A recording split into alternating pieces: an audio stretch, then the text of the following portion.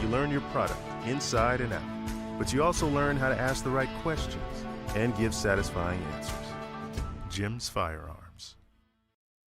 Many people are injured and can't afford to get the treatment they need because insurance companies won't pay until a case is closed. I'm attorney Spencer Callahan. I'd like to help. Spencer Callahan is the one to see. Call 387-2323. Offices in Baton Rouge. 104.5 WNXX Jackson, 104.9 KNXX Donaldsonville, and WDGL HD2 Baton Rouge. This hour is brought to you by Spencer Callahan Injury Lawyers.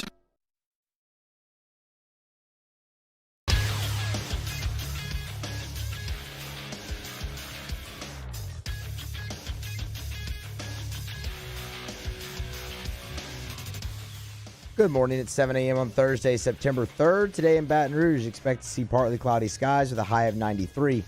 Coming up today on Off the Bench, presented by All-Star Toyota, LSU Athletics Executive Chef Michael Johnson joins us at 7:30 to answer your Munchie questions, so get them in the Bayou Ford YouTube chat. Former big leaguer Chad Durbin stops by at 8:30. Follow today's show on Twitter or Instagram at OTB_ESPN. Watch us live at the 104.5 ESPN YouTube channel and get inside the Bayou Ford chat. Also, make sure you subscribe to the Off the Bench YouTube channel and set your notifications for new content posted there daily. Hour number 1 of OTB starts right now.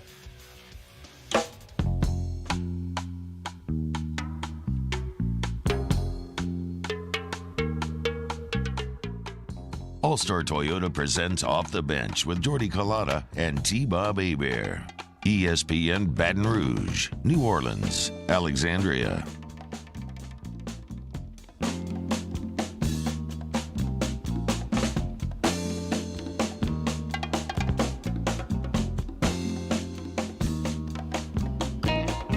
Alvin added off the bench, 104.5 ESPN Baton Rouge, 100.3 ESPN Radio in New Orleans, 94.7 ESPN Alexandria, online 104.5ESPN.com. Good Thursday morning to you. Jordy Collada, T-Bob Hebert, Matthew Musso, Daniel Cardenas here with you until 10 a.m. this morning.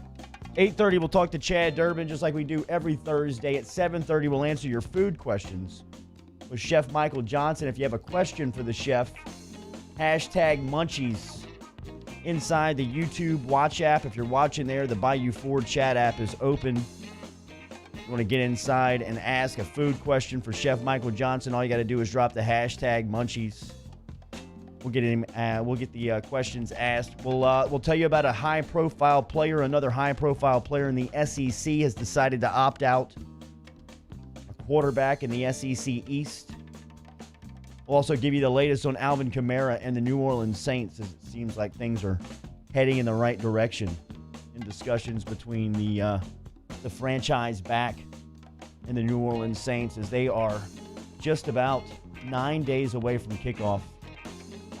And they will be facing a Tampa Bay Buccaneer team that has added a familiar face, as Leonard Fournette has joined the NFC South. We'll give you some of the feedback and reaction coming up inside of your headlines. How are we feeling today, big fella? I'm feeling great. Very excited for today. Got a lot to talk about. We just talked Saints and Bucks weapons for a while last week, and now that conversation has more added depth and layers to it. Can break down LSU. So just everything. I'm very excited. Then later today, I'm very excited to go talk some Star Wars. My guy Joey Molinaro. So it's going to be a great day for your boy. Here are your headlines on this Thursday, September 3rd.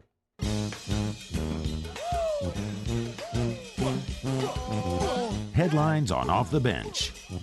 NFL news to lead you off here on this Thursday morning. Former LSU running back Leonard Fournette has signed a one-year deal worth a max value of $3.5 million with the NFC South rival Tampa Bay Buccaneers of the New Orleans Saints. Fournette was waived by Jacksonville earlier this week. He's coming off of a career-best 1,100 yards in 2019 with the Jags, and give Tom Brady and the Tampa Bay Buccaneers another weapon for Brady to work with Tampa Bay. He had 76 receptions last season, as Fournette is a not quite considered a dual threat guy as a run and pass. He's more considered a battering ram type running back, but it gives Brady and the crew another weapon to play with in Tampa Bay.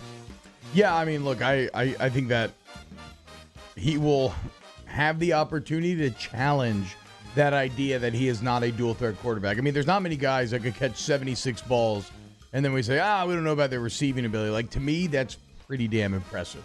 And that's, in theory, a number that even if it isn't the volume of 76 catches, you would think in a Tom Brady offense, when he does get those looks, that he would be set up for even more success given Brady's decision-making. The bottom line is that this just seems like a huge win for both parties. A huge win for Leonard Fournette as he tries to reset his value in the NFL. The running back market proving there's money to be made. And obviously it's a huge win for the Tampa Bay Buccaneers because you don't need Leonard Fournette to be great. You don't need him to be the best offensive player that you have, but he is a big upgrade from LaShawn McCoy, and he's coming off his best year ever. Remember, just last week, we said the Saints running back position was their big advantage over Tampa. Tampa closes that gap quite a bit by bringing in Leonard Fournette. New Orleans Saints running back Alvin Kamara returned to practice Wednesday after what a source described as an unexcused 4-day absence that was believed to be contract-related. Sean Payton met with the media following yesterday's workout and gave an update. We're actively negotiating a contract with he and his agent, and we'll keep you posted if there's any progress. I thought he had a good practice today, and he's an important part of what we do. Right now, we're focused on him being a part of our plan week 1. Yeah, so look, the latest on Kamara, there's some rumors that I can't quite figure out what's real in terms of his back. Like, did he get an epidural? Was that anything to do with the absences? Nick Underhill writing that he thought he looked fine at practice yesterday. He looked full speed.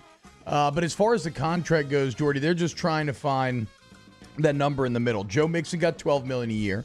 Kamara should get more than Mixon. Christian McCaffrey and Zeke are making $15 and $16 million a year. He should not get as much as them. Kamara wants 15. The Saints probably want about 13. They got to find that middle ground, maybe some guarantees on the Saints side. Either way, it has to be high priority to get this done before the season starts. You know what's interesting though, and what's challenging Mickey Loomis and Kai Harley is that not only is the cap going to drop from 198 to 175 next year, but a lot of teams, because you plan years in advance, have been planning for 215. So essentially, you are talking about a $40 million difference in the expected cap number, and that makes it really awkward for New Orleans trying to bring back Kamara, trying to extend Lattimore next season, trying to extend Ramchick. So some very tough decisions are going to have to have, or conversations are going to have to be had around airline. More from Peyton talking about if whether or not there was a rift between he and his star running back. No, I haven't read specifically any reports, and I don't think he and I have had. We visited, but I wouldn't call it making amends at all. Marcus Davenport has missed some time. Peyton was updating the status of his rush end. No, I think he's doing well. I think he's had a real good camp. So I don't think he's fallen behind. You know, we backed off some reps probably a few days ago, just relative to a small injury, but nothing significant. Nothing that would certainly keep him from playing week 1. Andrus Peat was signed in the offseason to a long-term deal, given an extension. He's also been lauded a lot during this training camp on his conditioning. Pete was asked about that specifically. Yeah, definitely. I really try to put an emphasis on that this offseason, really starting off with just the weight room and conditioning. So I feel like it's definitely going to be beneficial just being able to, finish blocks and sustain and, feel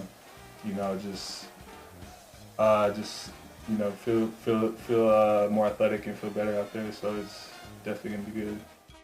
Yeah, Andrus Peat, look, whether or not you think he's, a good player, worth the money, like whatever. I know that fans a lot of times have been upset with Pete. There's a reason he had as much leverage as he did in negotiations. He means a ton to this team, and not just for his starting lineup skill, which is actually pretty damn good. Like, and it's a big year for him to maybe try to be even better, but for his versatility, right? He can slide out to either tackle, either guard. He gives you a lot of peace of mind in your ability to absorb injuries along that offensive line. New Orleans Saints and the rest of the NFL have to cut their rosters down to 53 this Saturday by 3 o'clock. College football news in the SEC on Wednesday. Expected Georgia starting quarterback Jamie Newman has opted out of this season because of the coronavirus concerns. He announced that on social media Wednesday. Newman, who is ranked number 6 in the latest positional rankings by ESPN's NFL draft and analyst Todd McShay, will begin preparing for the 2021 NFL draft. The graduate transfer from Wake Forest leaves without ever playing a game for the Bulldogs. Remember, JT Daniels was immediately ruled eligible by the NCAA, so more quarterback options for Kirby Smart and the Bulldogs. I'm surprised anybody was still working at the NCAA to be able to rule JT Daniels eligible. But yeah, this Jamie Newman story is interesting, Jordy, because I think that we might actually be thinking it's a bigger deal than UGA is. Just because when you start to do some reading, it seems like Jamie Newman maybe wasn't the surefire hit that a lot of us. I mean, you know me, I've been very skeptical on the Jamie Newman train, but it seems like some of that skepticism was warranted. If you look at the quotes from Monken when he first got there, if you look at the quotes from Smart, the quarterback job was very much up in the air. He wasn't quite taking to it as they expected. So, I mean, this could even be a situation where part of Newman's motivation is like, I don't want to lose a starting job. I mean, like, if that happens, that's really bad. So, I'm out. I'm just going to go get ready for the next level. Last night in the NBA, a wild finish in Game 2 between the Heat and Bucks as Miami defeated Milwaukee 116-114. Giannis Antetokounmpo fouled Jimmy Butler right at the buzzer to give Miami the win at the free throw line with no time left at the clock. The Bucks are down now 0-2. 2 questionable fouls at the end of regulation last night in that game. James Harden made a defensive play to seal Game 7 for the Houston Rockets, 104-102 over Oklahoma City Wednesday night. For as much as I'm on Chris Paul, he had a phenomenal season and series. Paul had 19, 11, and 12 last night for the Oklahoma City Thunder. He was also pretty torn up after last night as he was almost in tears talking about last night's loss. We fought hard all year. Obviously, a lot of people doubted us, but we didn't doubt ourselves.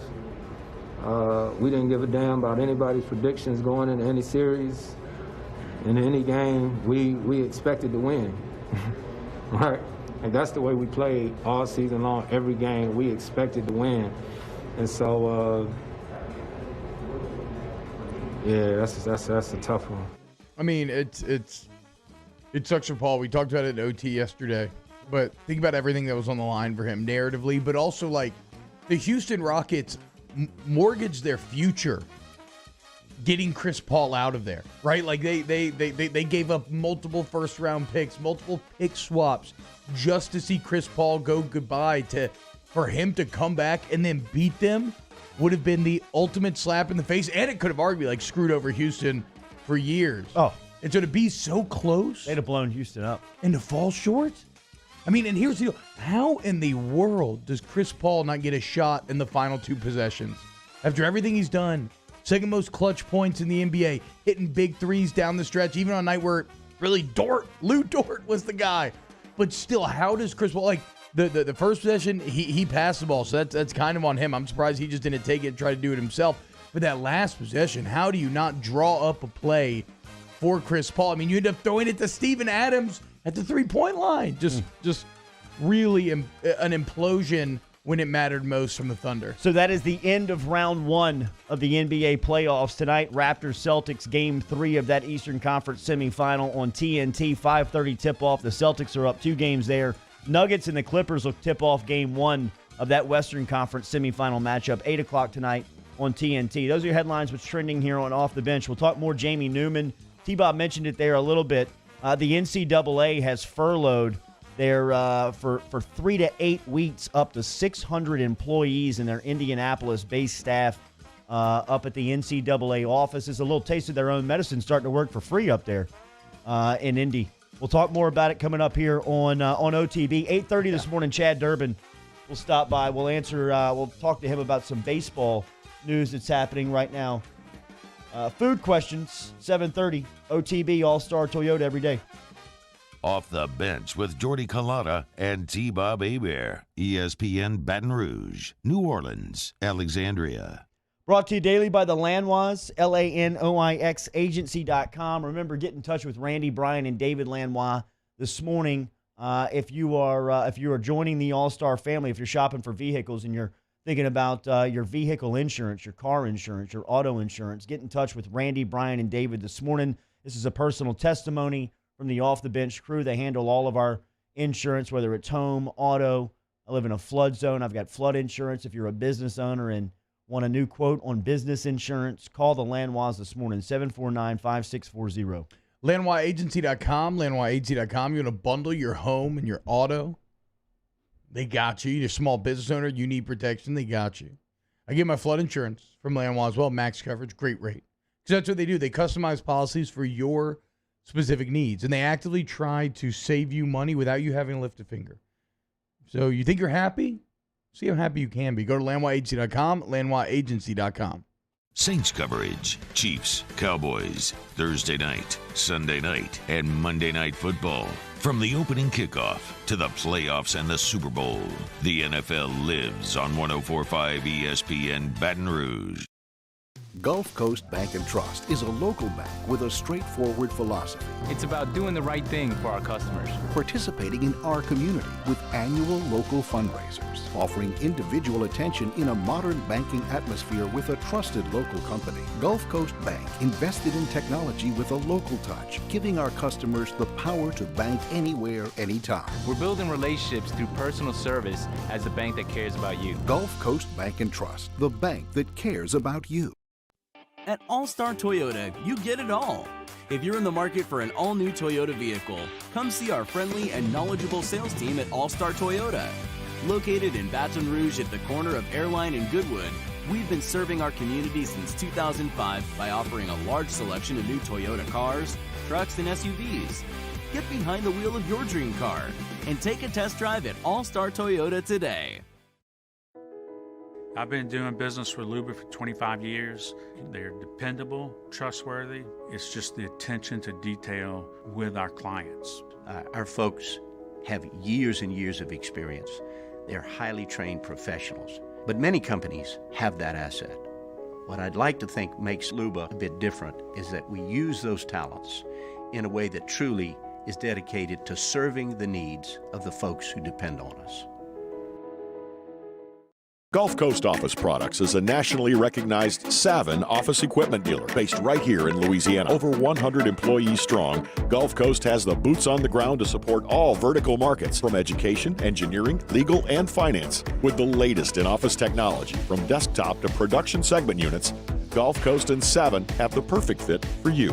Call 225-756-2644. That's 756-2644 for Gulf Coast Office Products.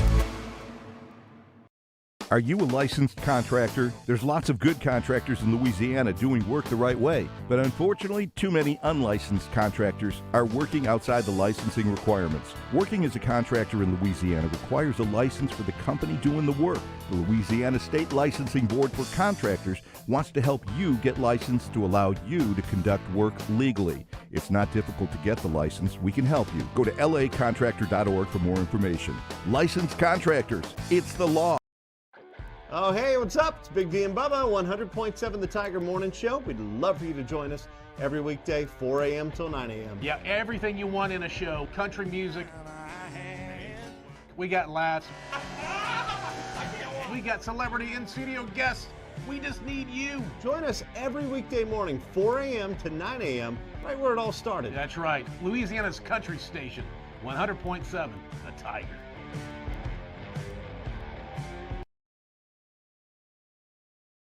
Hey, it's Matt Moscona inviting you to join us for Thursday's AFR, presented by the Aesthetic Medicine and Anti-Aging Clinics of Louisiana. The latest on Kamara, how the opt-outs impact LSU. Mike Detillier's got all the answers, and he joins us Thursday, 3 to 6, 104.5 ESPN Baton Rouge.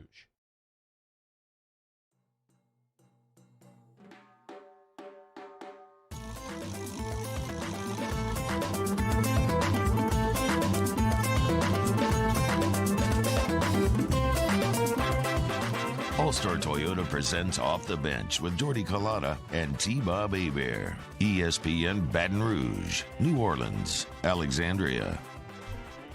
We told you coming out of headlines, the Indianapolis-based staff of the NCAA will reportedly be furloughed for 3 to 8 weeks in what's being described as a cost-cutting move to the organization. This is according to a memo that the AP obtained on Wednesday. The furlough will affect over 600 employees and is scheduled to start on September 21st. A 3-week furlough is mandatory across the board, but the specific length of certain furloughs will be dependent on the seasonal duties of certain employees. Some could see the furlough end after the 3 weeks. Others could see theirs going to the end of January of 2021. Mark Emmert and the executive committee of the NCAA, the senior management, took a 20% pay cut, while vice presidents took a 10% pay cut, according to USA Today. That was published earlier this year. The association also cut annual distribution to D1 conferences down to an expected $600 million to $225 million. They did have a quote saying that they are committed to playing March Madness. They will play the NCAA basketball tournament this season. As exactly, they have to. Also, though, I mean, much in terms of logistics, you think about the things that they're trying to pull off, and March Madness feels nothing is easy, but it feels easy relative to like the what they're navigating with making college football happen, right? I mean, basketball, a March Madness setting, you can do a definite bubble setup where teams are there until they're not there. So I'm excited for that. I love the NBA product right now. I know a lot of people aren't watching for various reasons. We kind of explored a bit yesterday, but I mean, last night's games were awesome and they were super fun. And humans have an incredible ability to adapt to whatever their surroundings are, and I'm completely used to watching games in that arena and with the virtual fans and the bubble and all of these things, and I find that it's not really taking away from the product. So hell yeah, dude, March Madness, even if it's no fans, bubble, whatever, we could have vaccine. Who knows what will be there? But yeah, I'm glad. It was a huge bummer not having it last season. This coming from an August 31st post from Josh Gerben, his Twitter. The NCAA has filed a trademark for Battle in the Bubble. The filing made on August 26th. Yeah, they know. The NCAA intends to use bubble for potentially multiple sports, and it intends to sell Battle in the Bubble branded clothing, according to Gerben. So I think they definitely have a plan in place to get the tournament. Is Rumble in the Bubble not better? Or would it need to be Battle in the Bubble? Rumble in the Bubble? I don't know. Either way, NCAA has good business sense. They always have. And getting that trademark makes a lot of sense. Though, who knows if this will be in a bubble situation by then. But better to cover your bases. Plus, Jordy, depending on where all this LSU basketball stuff goes, let's just enjoy this season, right? Let's see what Will Wade and the boys can do this year. They'll be in that battle in the bubble. How far can they get? Let's see what happens in the NFC South, because another former LSU player, has been added to the mix. The NFC South and the Tampa Bay Buccaneers pick up Leonard Fournette yesterday, as Fournette, the former Jacksonville Jaguars running back who was released, waived on Monday, cleared waivers, and became a free agent on Tuesday, officially agrees to terms and should sign formally with Tampa Bay coming up in the next couple of days. But yesterday it was being reported by all of the outlets that Leonard Fournette, in fact, he took to social media and posted on Instagram a shot of himself in the Tampa Bay uniform, signing a one-year deal with a max value of around $3.5 million per season, or for this one season in Tampa. As we said, he was waived by Jacksonville on Monday. Max value is important to point out there, because I had a lot of people asking me, like, why wasn't he claimed off of waivers? Is it collusion? What is it? Like, it makes no sense to me. Are all teams getting together to drive his value down? No, it's a couple factors. It's so late in the game right now. When you look, I mean, we are the NFL starts a week from today, which we haven't even mentioned. You get to watch Deshaun Watson and Pat Mahomes a week from today. Let's go. That is incredible. But because of that, Jordy, a lot of teams, their salary cap's already set, right? Their roster's already taking structure. And so with a guy like Leonard, who's maybe a bit of a question mark. They weren't willing to do the $4 million guaranteed that he would have gotten if you had claimed him off of waivers. And you might say, oh, but T-Bob, he got 3.5. That's very close. But that's the max value. I think the base is about 2. And then with incentives and like rushing yards and playing time, he can push that up to 3.5. So the Bucks getting him for about half of what you would have if you had to claim off waivers. Solid play there. And now Tom Brady has even more weapons to work with. And Tampa Bay fans went from being like the Tampa Bay Buccaneers went from being just a complete joke of a franchise and to maybe having the most fun pandemic out of anybody in the world except for Apple and the other tech gods. I mean, here you have the Buccaneers watch Tom Brady, the greatest player of all time, join their team, replacing a guy who threw the most picks, 30 and 30 from the previous year. And then Rob Gronkowski, a future Hall of Fame tight end, shows up. And now the fourth overall pick, Leonard Fournette, coming off the best year of his career, just right before the season starts, he joins up with the squad because why not? You get him at $2 million. It has been a hell of an offseason for Bucs fans. And maybe this ends up being much ado about nothing if Fournette doesn't gel or Gronk's actually old and done now, and maybe Brady is was he the problem last year in New England? Was it actually the weapons? We'll find out. But just in terms of excitement, narrative, and storylines, it's wild, man. Think about all the offensive weapons on the field in that dome a week from Sunday. Tom Brady has never had a top 10 pick offensively to play alongside. Oh, wow. He's now got 2 in Mike Evans and Leonard Fournette. I want to say that Kellen Winslow was picked up by the Patriots for a game and maybe played a game in Foxborough. But other than that, Brady now, just to give you an idea of the people around Brady, and that's not even talking about guys like Chris Godwin, O.J. Howard. Cam Brate. Yeah, I mean, just... and I don't know what LaShawn McCoy's role is, or really, I mean, even like if LaShawn McCoy's threatening anymore, but that's still a name. He still has name recognition.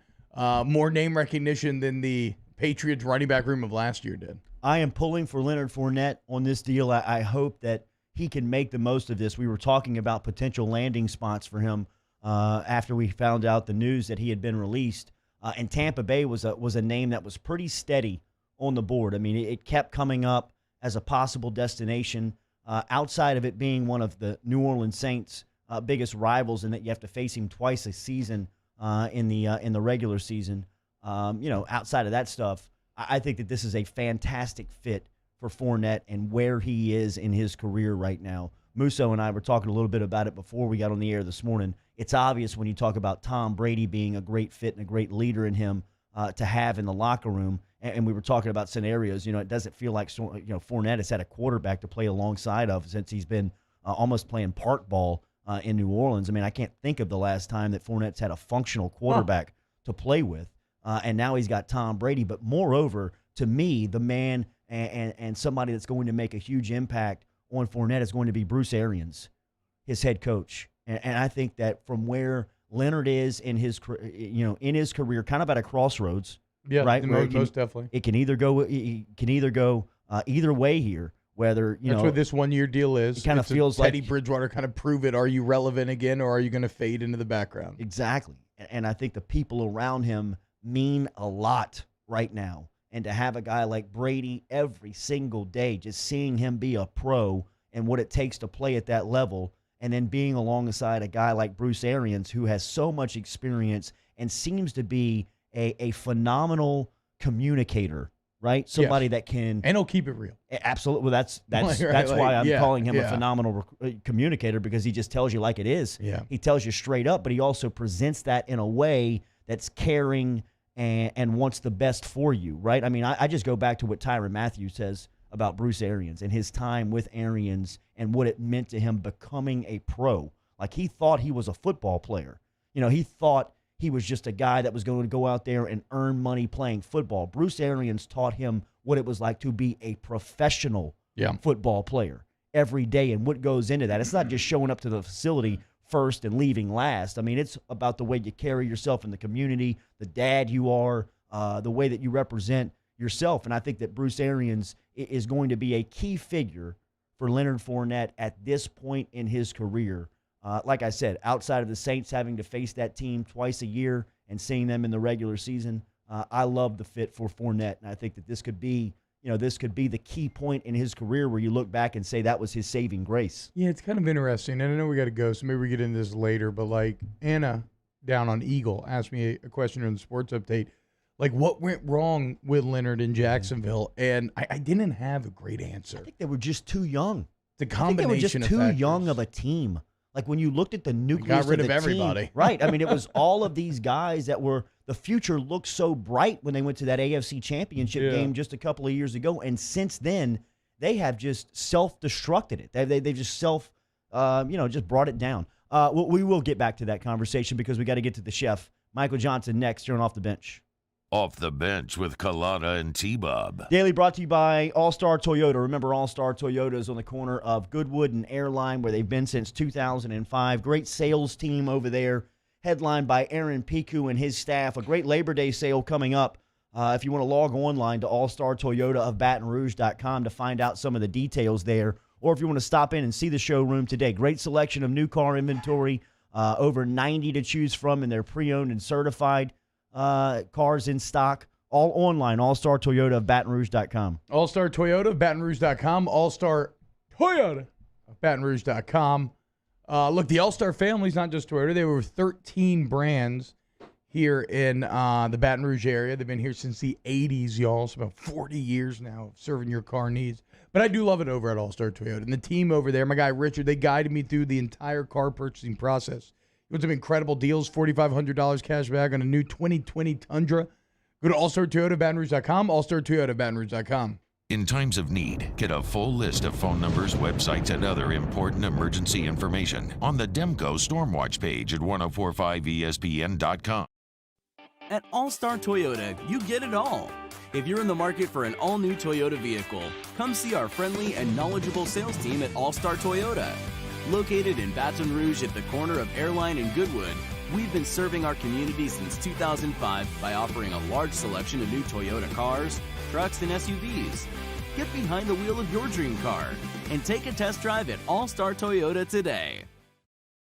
Gulf Coast Bank and Trust is a local bank with a straightforward philosophy. It's about doing the right thing for our customers. Participating in our community with annual local fundraisers. Offering individual attention in a modern banking atmosphere with a trusted local company. Gulf Coast Bank invested in technology with a local touch, giving our customers the power to bank anywhere, anytime. We're building relationships through personal service as the bank that cares about you. Gulf Coast Bank and Trust, the bank that cares about you. This is a house call. This is a follow-up appointment. This is a diabetes checkup. This isn't just more convenient care, it's more advanced care. This is innovating healthcare at Louisiana's #1 hospital, Ochsner. ServiceMaster Elite create clean, disinfected work environments. As a local business, we take pride in serving the New Orleans and Baton Rouge areas. Our cleaning protocols follow CDC and OSHA standards for healthcare settings, offices, senior living, restaurants, and industrial plants. Contact ServiceMaster Elite to get your operation ready for reopening with germ disinfection cleaning. ServiceMaster Elite, the trusted choice in professional cleaning since 1996. To all of our heroes working on the front lines of this COVID-19 pandemic, your bravery and selflessness represent the very best of us, and we want to say thank you. I'm asking everyone around the state to join me in celebrating the heroism of our healthcare professionals on the 19th of every month at 1900 hours, that's 7 p.m. Write a note of appreciation, make plans to donate to charitable organizations, or say a prayer. To learn more, visit 19thanks.org. Thank you, and God bless. I've been doing business with Luba for 25 years. They're dependable, trustworthy. It's just the attention to detail with our clients. Our folks have years and years of experience. They're highly trained professionals, but many companies have that asset. What I'd like to think makes Luba a bit different is that we use those talents in a way that truly is dedicated to serving the needs of the folks who depend on us. Are you a licensed Tune in to a Thursday edition of Game Time, live from Jolie Pearl Oyster Bar. Jimmy Ott and Ben Mintz break down the latest lines from baseball, the NBA playoffs, and college football. Tune in from 6 to 8 p.m. on 104.5 ESPN Baton Rouge. Ba-da-ba-da, cheesecake, munching on a cheesecake, munching on a cheesecake. Cheesecake. A cheesecake, gobble, gobble, cheesecake, gobble, gobble, cheesecake. Cheesecake. A cheesecake, gobble, gobble, cheesecake, gobble, gobble, cheesecake. Cheesecake. All-Star Toyota presents Off the Bench with Jordy Collada and T-Bob Hebert. ESPN Baton Rouge, New Orleans, Alexandria. All right, heading into the holiday weekend, we will be off Monday. No local programming for you on Labor Day. We'll be back with you on Tuesday. What? Okay. Moscona, bro. Moscona spoke up on the email. You saw who spoke up first on the email. Moscona said he wanted the day off. That means the staff gets off.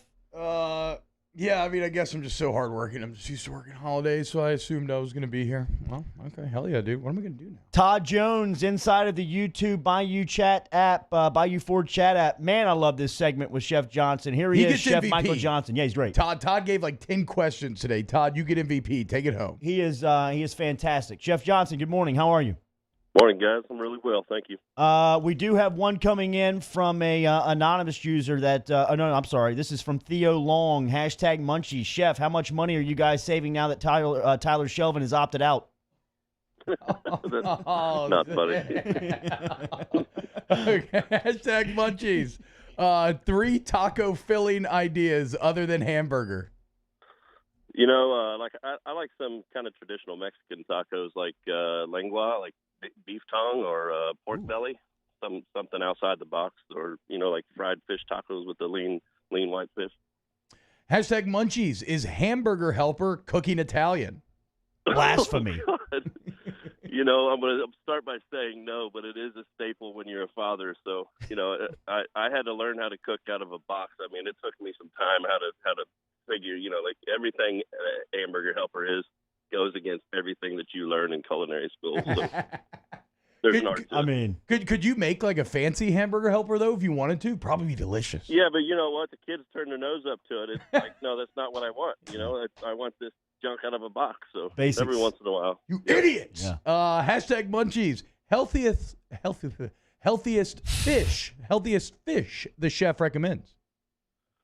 I mean, it's kind of a broad question. I mean, as long as it's fresh, and it's lean, and it depends on your diet too and your body type. But like triple tail's a great fish.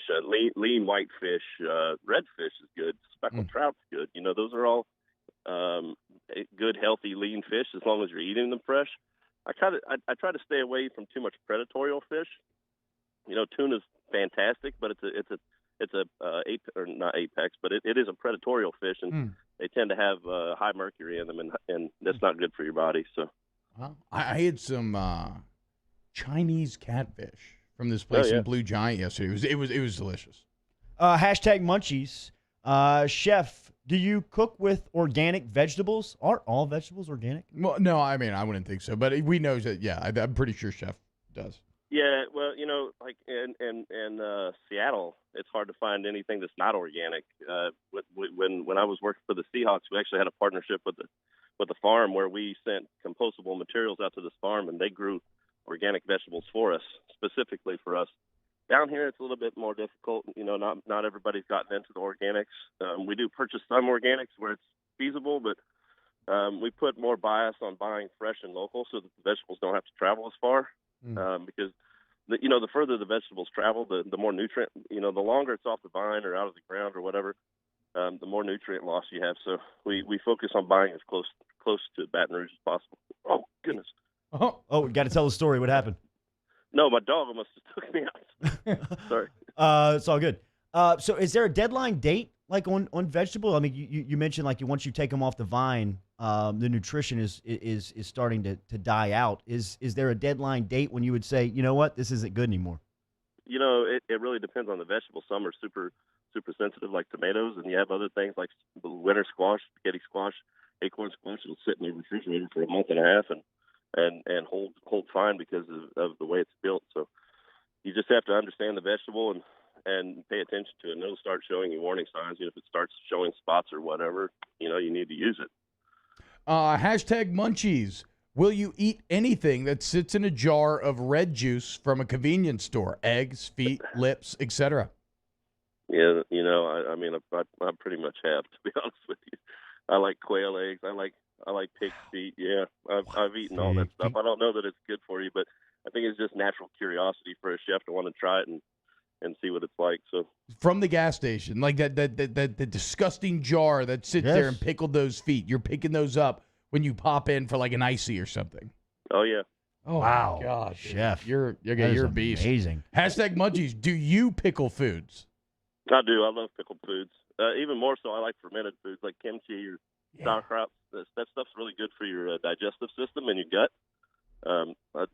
Kimchi in particular, with the spice in it, I love fermented and pickled foods. Absolutely, we do some pickling at the nutrition center. Nice, chef. Last night I was over at Building 5 and picked up the Italian charcuterie board. A hashtag munchies question comes in. Best setup for a charcuterie board. I've had cured meats from all over the world probably, and my foundation is I like to buy local. Down here we use this company called American Butcher, and they make really great stuff. But when you're on the West Coast, there's fantastic places out there. If you're talking about the setup and the physical preparation of it, I like randomness. I don't think the food when it's put on a plate should give an indicator that hands have touched it. You know what I mean? Like, I don't like to look at food and think that somebody's hands have been in that. So I like it to be random and dropped on there and kind of look natural on the plate.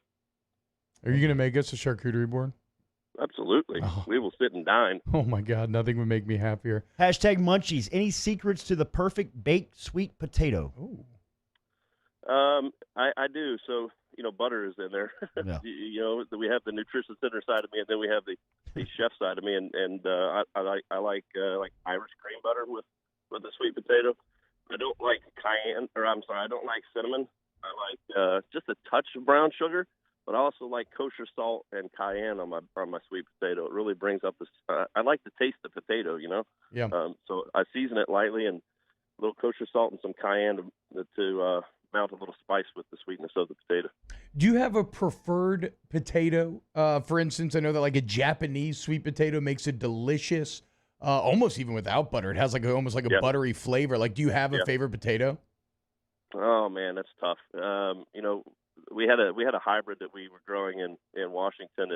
It was purple on the outside and gold on the inside, and I kind of took to that potato. It was something that stuck close to me.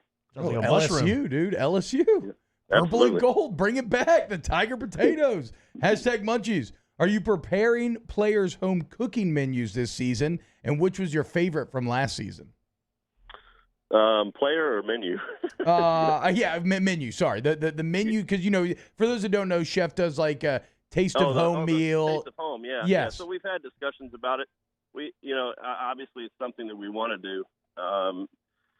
It's kind of difficult for us to do right now. There has been conversations about it, but right now, I've been leaning more towards just developing personal relationships with the players, and instead of us focusing on one, I've actually gotten a phone list from the ops guys, and I reach out to all of them now and just make sure that whatever they're getting on the plate, they're happy with, and we're getting variety there. And if there's something that they want to see, we're trying to be as flexible with the menu as possible. Where we were planning it a month out last year and purchasing to that. We're purchasing proteins and then, just blending the menu into something that the athletes are asking for. So, the menu changes more often now. It might change midweek because somebody said, hey, I want lasagna or I want mac and cheese or something of that nature. And, we want to make sure that they're coming in, that they're getting fed well, and that they're staying healthy. So it's more important to me that they're happy and healthy than it is that the menu is created around, something that I want to do. So. Chef Michael Johnson here with us off the bench, ESPN Baton Rouge, New Orleans, Alexandria, every Thursday morning. Are things getting back to normal for you and your staff now that students are back on campus? Normal numbers, yeah. I think that we are tolerating, I guess would be a good word of what this new normal is. And I think that the hope is that we will get back there. There's been some internal discussions about what we can do to expand on what we're already doing that would still be feasible numbers wise. because right now when you walk in the nutrition center, it's basically Disney lines, and they have to stand 6 feet apart and follow the Disney lines and come through and grab a couple of options that they want. And the nutrition center was built around socializing, if you will, and that goes in the face of what COVID rules are. So we hope that we can get back there and find a safe way to do it, and we have some ideas on how to do it, but we're not there right now. But we're all very happy that we're seeing the athletes back and they're staying safe and they're doing as they're asked to do while they're in the nutrition center. And, it's smiles inside. So. Hashtag Munchies, best tasting sweet wine. Sweet wine. Oh goodness. Yeah, I know. I like ice wine. It's I don't know if you've ever had ice wine before or not. No. But it's made from frozen grapes from Canada, and it's a sweet table wine. And previous to that, I don't know. I can't think of anything off the top of my head. But what's your favorite cab? Maybe muscadine. I did like muscadine wine for obvious reasons, but I think my favorite sweet wine is probably an ice wine. Wow. Any recipe that entails frozen grapes, I'm in. What about your favorite cab? I'm a cab guy, chef. Where are you going? You got like a delicious steak. What are you pairing with that? Actually, I'm not a huge fan of cabs, and it's just personal preference, right? Like I like Shiraz and Syrah, Petite Syrah, like a medium-bodied wine, and I used to kind of gear towards Australia and then a little bit of South America, but Washington and California have some great wines as well. So I can't really name one in particular because I've enjoyed a lot. I do remember one that I liked from Australia or New Zealand, maybe perhaps it was called Brothers in Arms, and I don't even know if it's still around, but at the time, man, it was my favorite wine. It was the Shiraz, and it was fantastic. I mean, I had a case of that stuff in the house for a while. Yeah. Obviously, it doesn't last. Chef, personal question for you. I send little Jay to school, and his lunch every week, I send him with blueberries and blackberries that I buy on Sunday night. By around Thursday or Friday, they don't look the best.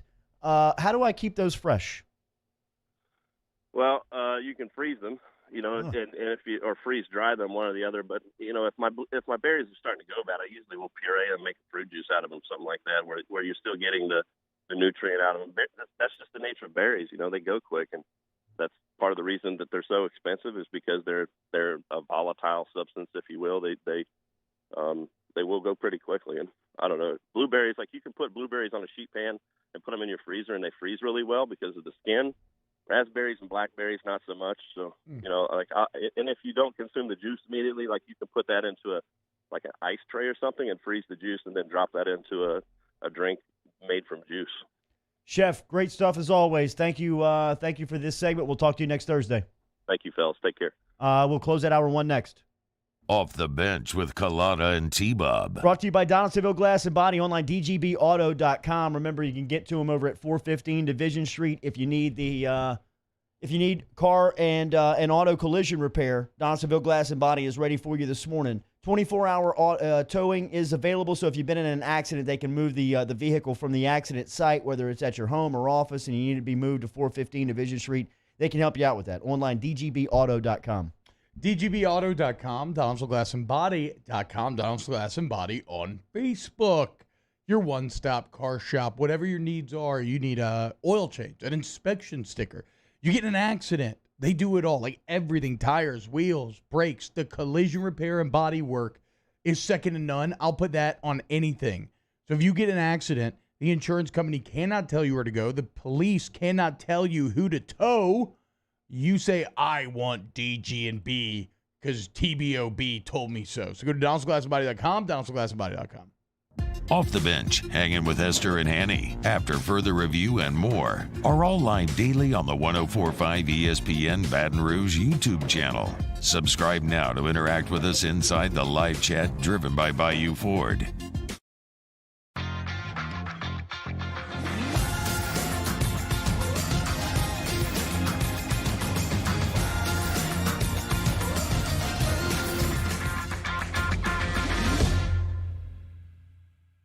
Hi, this is Chance Inman, President and Chief Operating Officer for Janney King Gulf Coast.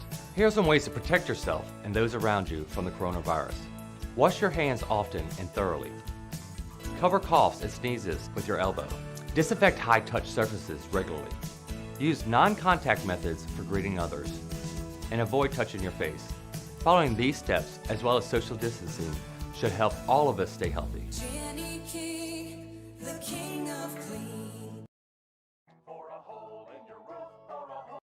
Hello? What's up, B?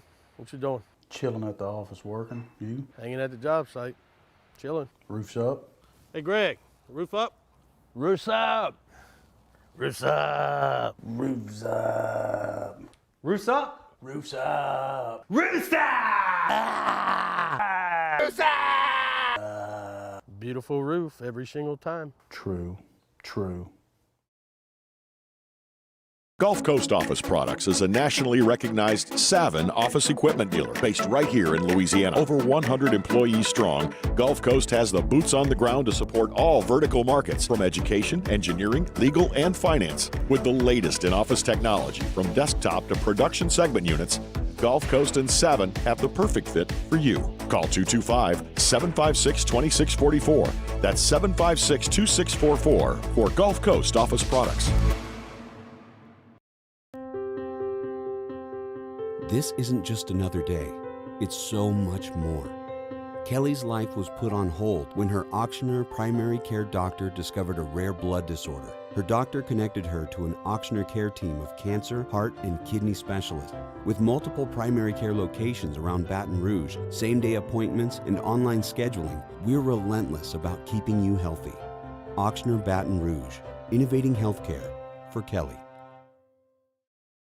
Gulf Coast Bank and Trust is a local bank with a straightforward philosophy. It's about doing the right thing for our customers. Participating in our community with annual local fundraisers. Offering individual attention in a modern banking atmosphere with a trusted local company. Gulf Coast Bank invested in technology with a local touch, giving our customers the power to bank anywhere, anytime. We're building relationships through personal service as the bank that cares about you. Gulf Coast Bank and Trust, the bank that cares about you.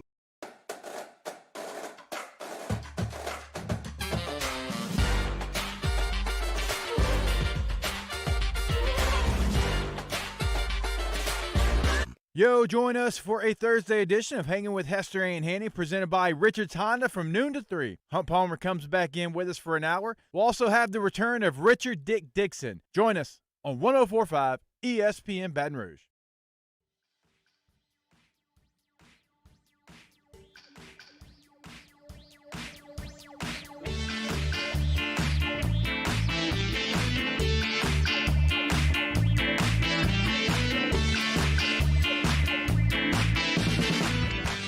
All-Star Toyota presents Off the Bench with Jordy Collada and T-Bob Hebert. ESPN Baton Rouge, New Orleans, Alexandria. Good stuff from the chef. Every Thursday here on Off the Bench, you can check out Chef Michael Johnson. Remember, hit him up on Twitter. It is it Le Chef Fry? L-E Chef? I think about like Le Cheffry. Le Cheffry. I don't know. That's just how I think about it. It's like charcuterie. Vin Scully's got a great voice. He was a longtime broadcaster for the Brooklyn and Los Angeles Dodgers. He retired a couple of years ago, but has joined Twitter. And I saw this last night and passed it on to Musso as Vin Scully, with his introduction to Twitter, introed himself to the Twitter audience with his great tones. Here's what it sounded like. Hi, everybody, and a very pleasant good afternoon to you. This is Vin making his debut on social media, and it's nice to be welcomed. I'm delighted to see if I can't serve you in any way, shape, or form. We might chat about a famous date in baseball, or a player, or a team, and hopefully nothing controversial. This is strictly a meeting of friends having some fun talking about our favorite subject. So pull up a chair and be ready to join me, hopefully, in the very near future as we start our careers together on social media. 92 years old, Vin.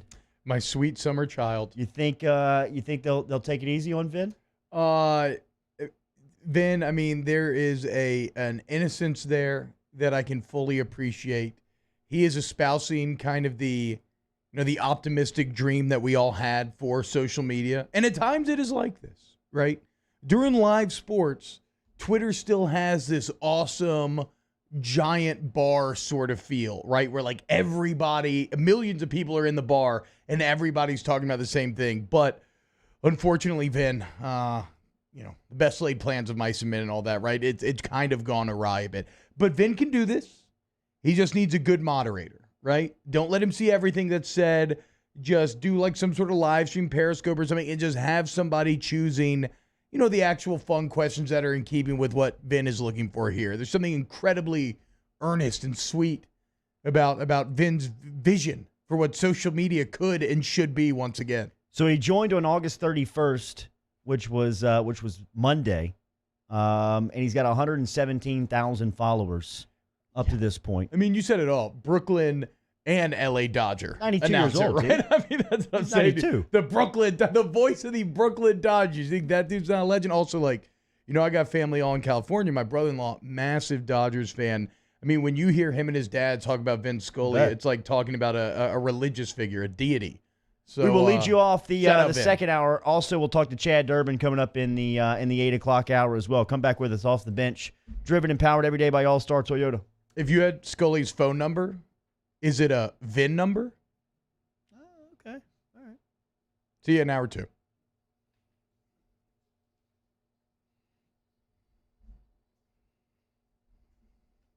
Off the bench with Collada and T-Bob. Brought to you daily by Ochsner Sports Medicine Institute. Remember, over to Ochsner, 3 locations, New Orleans, Baton Rouge, and Covington.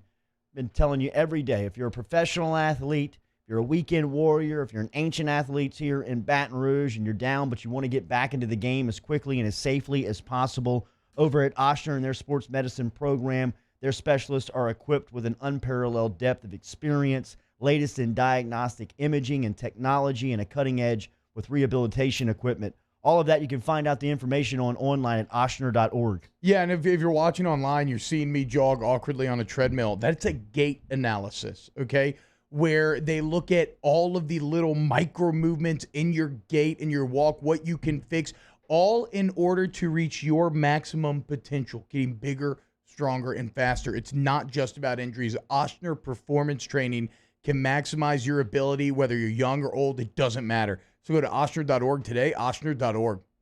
Gulf Coast Office Products is a nationally recognized Savin office equipment dealer based right here in Louisiana. Over 100 employees strong, Gulf Coast has the boots on the ground to support all vertical markets, from education, engineering, legal, and finance. With the latest in office technology, from desktop to production segment units, Gulf Coast and Savin have the perfect fit for you. Call 225-756-2644. That's 756-2644 for Gulf Coast Office Products. At All-Star Toyota, you get it all. If you're in the market for an all-new Toyota vehicle, come see our friendly and knowledgeable sales team at All-Star Toyota.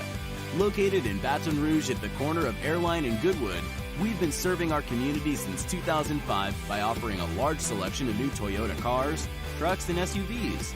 Get behind the wheel of your dream car and take a test drive at All-Star Toyota today. ServiceMaster Elite create clean, disinfected work environments. As a local business, we take pride in serving the New Orleans and Baton Rouge areas.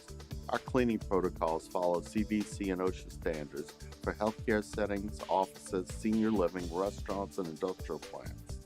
Contact ServiceMaster Elite to get your operation ready for reopening with germ disinfection cleaning.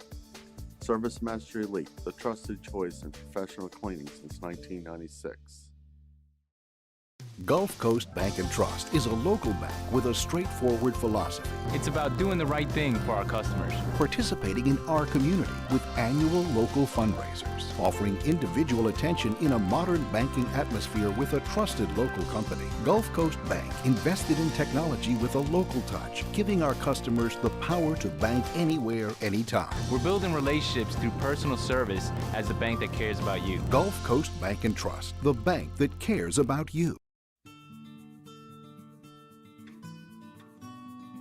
This is a house call. This is a follow-up appointment. This is a diabetes checkup. This isn't just more convenient care, it's more advanced care.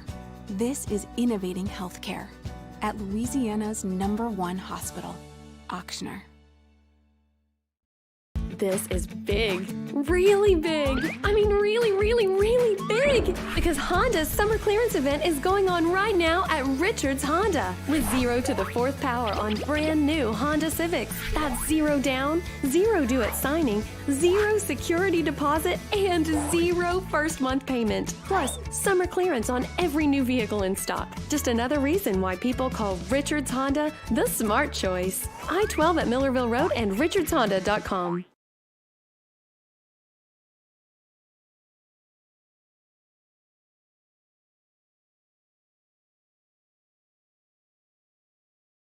Brought to you by Spencer Callahan Injury Lawyers.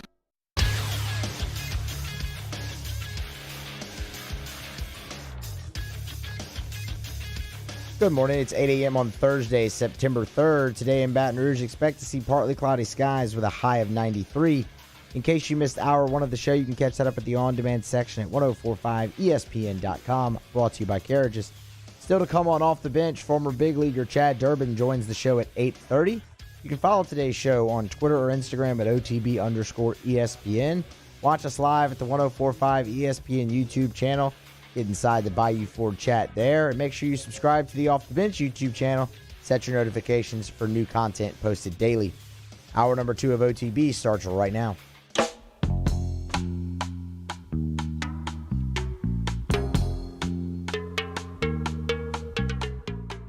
All-Star Toyota presents Off the Bench with Jordy Collada and T-Bob Hebert. ESPN Baton Rouge, New Orleans, Alexandria.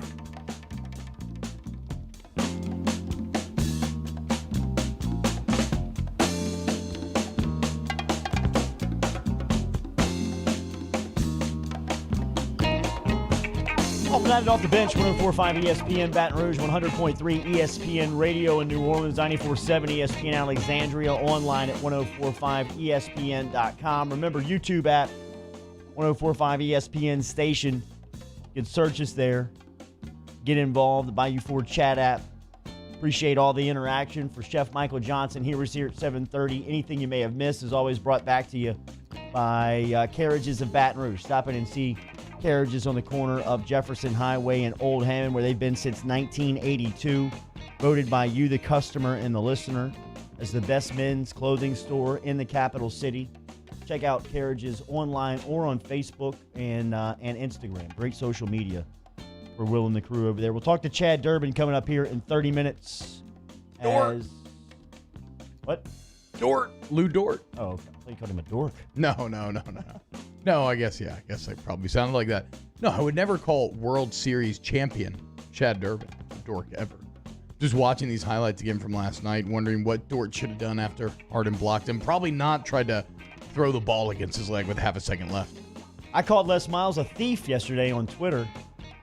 Got a lot of reaction. What spurned it? The cameo? Yeah, the cameo. Because there was a cameo tweet that was put out for the weekend with, I guess, somebody requesting Miles to give wedding wishes to some newlyweds who were getting married over the weekend. Classic Miles fashion in terms of his statements. Absolutely. They're roundabout. Never turning down an opportunity to be the center of attention. Miles sitting in his Kansas office wearing Kansas gear gives the wedding wishes to the newlyweds, and then gives them a "Go Tigers" with Kansas's football field in the background. Oh, come on! And the Kansas logo. That don't matter, dude. You're being on his chest, and I quote tweeted it and said, "I'd be loyal to a place that I stole $50 million from too." That's the thing, though. He ain't loyal to LSU. He's loyal to that money. I am so shocked by some of the people that are on Cameo. I mean, maybe it's just fun. Like they just like doing it.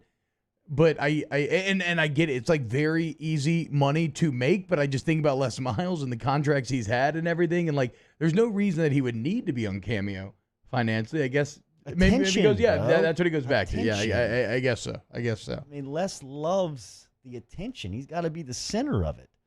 He can't help himself. But here's the deal. Did he really steal $50 million? Yes. Two SEC championships. Actually, the thief. One natty. Actually, the played thief for another. The thief in the entire matter was Joe Oliva, was the real.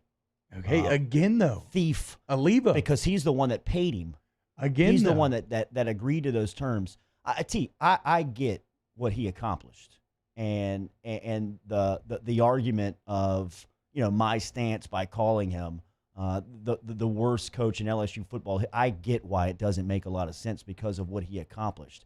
I'm going by the resources and what he had at his disposal. I mean, at an arm's length, the resources that he did not take advantage of is always going to come back to me in my stance on Les Miles. I thought he wasted more talent than any coach could probably see in a lifetime in his 11-year run at LSU. He didn't take advantage of the resources like a shadow staff, like bringing in analysts. Which, in his defense, though, this was all new. This but was Nick Saban just creating this. It wasn't fresh. I mean, it was a couple of years in existence. Yeah, that's right. I mean, it was 3 or 4 years in existence, and Miles would just continually allow his competition to run circles around him, and then he would try to bank on smoke and mirrors and to try to beat you in the fall. And a lot of times that would work because he just had better players than the other team. But when it came down to a team that had just as good or comparable talent to him and he had to coach around that, he always let LSU down. And I thought that he was, from that standpoint, a massive, massive disappointment, and will always be, in my eyes, looked like I get the national championship in 2007. And that was a great year, and he tried like hell to screw that season up. And was able to backdoor into the national championship with the best team in college football that season. That 2007 team was, you were on it. I mean, you know it. I mean, y'all were loaded. That was the best team in the sport. Yeah, still probably shouldn't have given up like 50 points to Woodson or whatever the Kentucky quarterback was at the time. I mean, Jared Lamar says, Jordy, if you get $50 million, you're taking it. Yes. Well, I mean, nobody's saying bro. that. Are you kidding me? Yeah, I'm for not sure. blaming Miles for taking the money. I'm blaming the people around Miles for paying him more than I am Miles accepting it. This is where it just gets so odd because Joe Oliva paid him. Joe Oliva also hired Will Wade. He also hired Coach O. Like he made some damn good moves there as well. How do you respond to this, Jordy? Like Quill Steelwatt says, LOL, Les being a glory hog. What about Rona press conferences, cable news outlets, following all the politicians? ? I would say I don't consider O an attention slut like Les Miles. Like I consider Miles would never run away from any camera, anything. I mean, Orgeron to me is being criticized because people want more public statements from him. That's fair. In this most recent news cycle. But see, I think that's where a lot of the disconnect comes in this recent news cycle is he had this very public facing profile all offseason.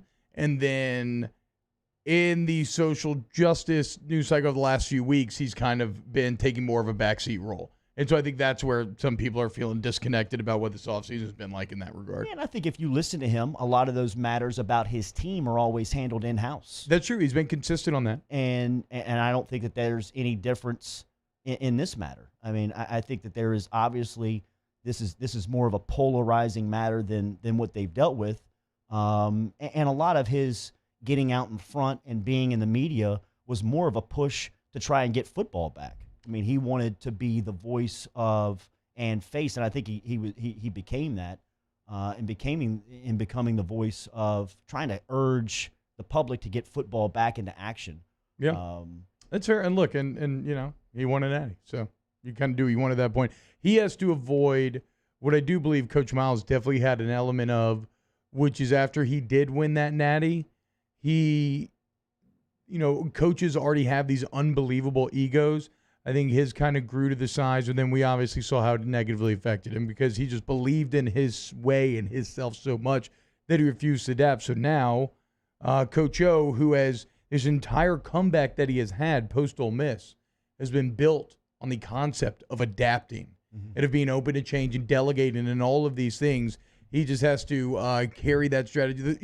Continue on the horse that got you here, right? Don't let the championship change you. Don't let the big break change you. I'm not saying there's any reason to think that it has so far, but it's, these are answers that only time will reveal. Yeah, and look, I understand that my stance on Miles gets a lot of people, it rubs a lot of people the wrong way because of what he accomplished here. But in covering him, it was frustrating in the sense that you couldn't get any clear thoughts out of the head coach. He would never give you anything directly, and I think that's one thing that's more that has been more refreshing in covering Orgeron is if you're looking at the honesty scale from coaches. I think that Les and Orgeron would probably be the deciding factors. I mean, Les overly lies to you to the point where he would put all of his kickers in the same jersey number so he could try to hide who was going to be the kicker. Yeah. God forbid he tell you anybody that was hurt. I mean, yesterday he told you that Coy Moore, or Tuesday he told you Coy Moore was banged up here. 2 weeks ago he told you that Austin Deculus had missed time. I mean, that's stuff that he doesn't even have to do. O's a straight shooter in public. He really is. He gives you a lot of information that a lot of and I agree with it just because I don't really believe in the competitive advantages that some coaches think they are getting. I think it was it Lincoln Riley? I don't want to misspeak here, but I follow. Oh no, it was the Packers reporters right now. I follow. I just follow kind of random beat writers. Matt LaFleur has banned them from talking about depth charts. What? He has banned them from talking about who's taking first or second team reps. He has banned them from talking about who is available. It is absurd. To me, that takes more energy to put that information out there than whether to just be asked about it and just say no comment. Well, it's like you're going to lose the opening game, and it's like, well, Foley, freaking off the bench, hadn't talked about the backup quarterback battle. We would have been fine. Guys, this goes back to week 2 of training camp when you kept pounding and asking me about the depth chart. Yeah, dude. Do you really care about the backup? Yeah, so it's coaches. And I think the argument would be, if we want to give them the benefit of the doubt, it's that okay, and when the stakes are this high and everybody's this good, the margins that you gain advantages in are very small, right? And so you're always looking for these percentage point advantages that you can grab. And I imagine that's how the coaches view it. I just think that sounds absolutely absurd. Like Jordy said, that's a commitment to thinking about something that I don't know that you should actually waste any time on that. The starters are going to be the starters. You're going to have to go out there and play no matter what. Just just focus on winning the game, not what the local radio show is saying about your depth chart. Amazing. I mean, it was amazing. I mean, even to give you an idea of the leadership today compared to where LSU was, I mean, this radio show, Off the Bench, would get on an average of 2 phone calls per week from the LSU athletic administration when Joe Oliva was running that place because of something that we said here on the air that he may have disagreed with. I mean, it finally got to a point where it was like, hey, man, just do your job. Quit listening to the sports radio. And that goes back to the NCAA rant that I had last week on Will Wade. When I was saying that the NCAA wants to win the PR battle because they have the feeling that they have leadership at LSU that will fold to public pressure, much like Joe Oliva did, a lot of the time that he was on campus. He would constantly fold to the things that were happening around him rather than be the leader that he was paid to be, right? And what the NCAA is hoping for, in my opinion, is to win a PR battle where the public pressure just collapses the LSU leadership and they just say, you know what? Hey, man, Will Wade, you got to go because all this PR stuff that's happening around us, we can't manage, so we just got to let you go. Because the NCAA, like I said last week, it seems like they don't have a lot of tangible, hard evidence facts, so they're just hoping that they can win the war by LSU bailing them out and saying, you know what? We got the public pressure on this thing's just too much. We got to let you go. And the NCAA can come out and say, see, I told you so. He was cheating. Well, show us where. When? How? Well, we can't do that. LSU fired him. Well, LSU just standing strong, standing in the face of adversity right now and telling the NCAA, prove it. At this Prove point, it. at this point in the Wade situation, you're pot committed. I think. Yeah, if but you're I'm LSU. just giving an example. I'm just giving an example of the type of leadership that LSU was experiencing during that time to where they are now. See, but this is interesting, though, right? Because to play devil's advocate here, leadership is always something that ultimately is going to be judged with the benefit of hindsight. Okay, and so that's why good leaders get paid so much, right? In present tense, I'm judging Greg Sankey. I think that Greg Sankey's done a tremendous job in leading through this COVID-19 But we didn't pandemic. always think that. We didn't always think we didn't. But that was in the moment, because in the moment you were saying, where is the leader? Where is the voice? Where is the commissioner of the SEC? And now, even though he's been quiet a little bit in the background, it looks like he's been a pretty effective leader. Yeah, it's a pretty good strategy. But even that, right? We've talked about it. This is a high stakes game that the three conferences are playing against the two conferences. If something goes wrong and you have a nightmare scenario and a player gets really sick or something, then all of a sudden everything kind of flips, right? And suddenly Kevin Warren's the proactive leader that took a stand for the players, and these other conferences and Greg Sankey company then become, money-grubbing people who are just looking to exploit their labor and put them in harm's way. Like, so that's all I'm saying. Like, if Will Wade does end up getting in trouble and does end up going on, then Joe Oliva, then it's like, okay, well, you know what? Maybe he was right to do what he did. But then if he doesn't, then you're like, well, he was absolutely wrong to do what he did. And thankfully, you got Scott Woodward in here, and now he's had LSU's back. But yeah, I mean, look, as far as the Wade situation goes, like, you ride or die. Well, I didn't mean to get back to the Wade situation. I was just trying to use an it's always example. relevant. Yeah. All right, so we'll listen to. We got sound from Sean Payton, Andrews Pete, and some others from the New Orleans Saints training camp that's happening right now. Saints and the rest of the NFL got to get down to 53 by 3 o'clock on Saturday. NFL season is a week from tonight. Houston and KC kick off the NFL season next Thursday night. Saints host Leonard Fournette, Tom Brady, and the Tampa Bay Buccaneers next Sunday in the Dome. We'll talk NFL next. Off the Bench with Jordy Culotta and T-Bob Hebert. ESPN Baton Rouge, New Orleans, Alexandria. All-Star Toyota brings you OTB Daily here. Remember, online, All-Star Toyota of Baton Rouge. You can find them online, or you can stop in and check out the showroom today. Great selection of new cars. If you're looking for a new Highlander, if you're looking for a new Tacoma 4Runner, whatever you may need. If you're looking for a truck, a sedan, an SUV, a hybrid model, if you don't want to buy a car, if you want to lease a car, all of those options are available to you today at All-Star Toyota. Online, All-Star Toyota of BatonRouge.com. All-Star Toyota of BatonRouge.com. All-Star Toyota of BatonRouge.com. You want deals? They got them. Go on the website right now. Check out those Labor Day deals. I'll let them take the work out of car buying. They're just going to guide you along the process. You want 0% APR financing for 72 months on a new 2020 Camry? They got you. How about 0% APR financing for 60 months on a new Corolla? They got you. How about $4,500 customer cash on that brand new 2020 Tundra? They got you. So go to allstartoyotabatteries.com today. Join the All-Star family.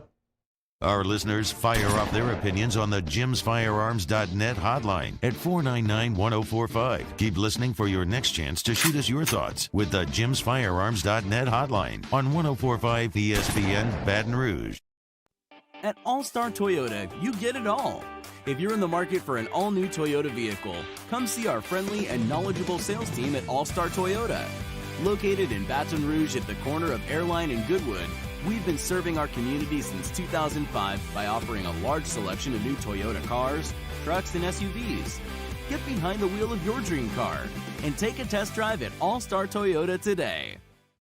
Are you a licensed contractor? There's lots of good contractors in Louisiana doing work the right way, but unfortunately, too many unlicensed contractors are working outside the licensing requirements. Working as a contractor in Louisiana requires a license for the company doing the work. The Louisiana State Licensing Board for Contractors wants to help you get licensed to allow you to conduct work legally. It's not difficult to get the license. We can help you. Go to lacontractor.org for more information. Licensed contractors, it's the law.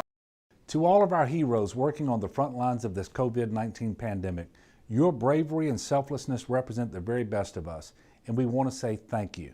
I'm asking everyone around the state to join me in celebrating the heroism of our healthcare professionals on the 19th of every month at 1900 hours, that's 7 p.m.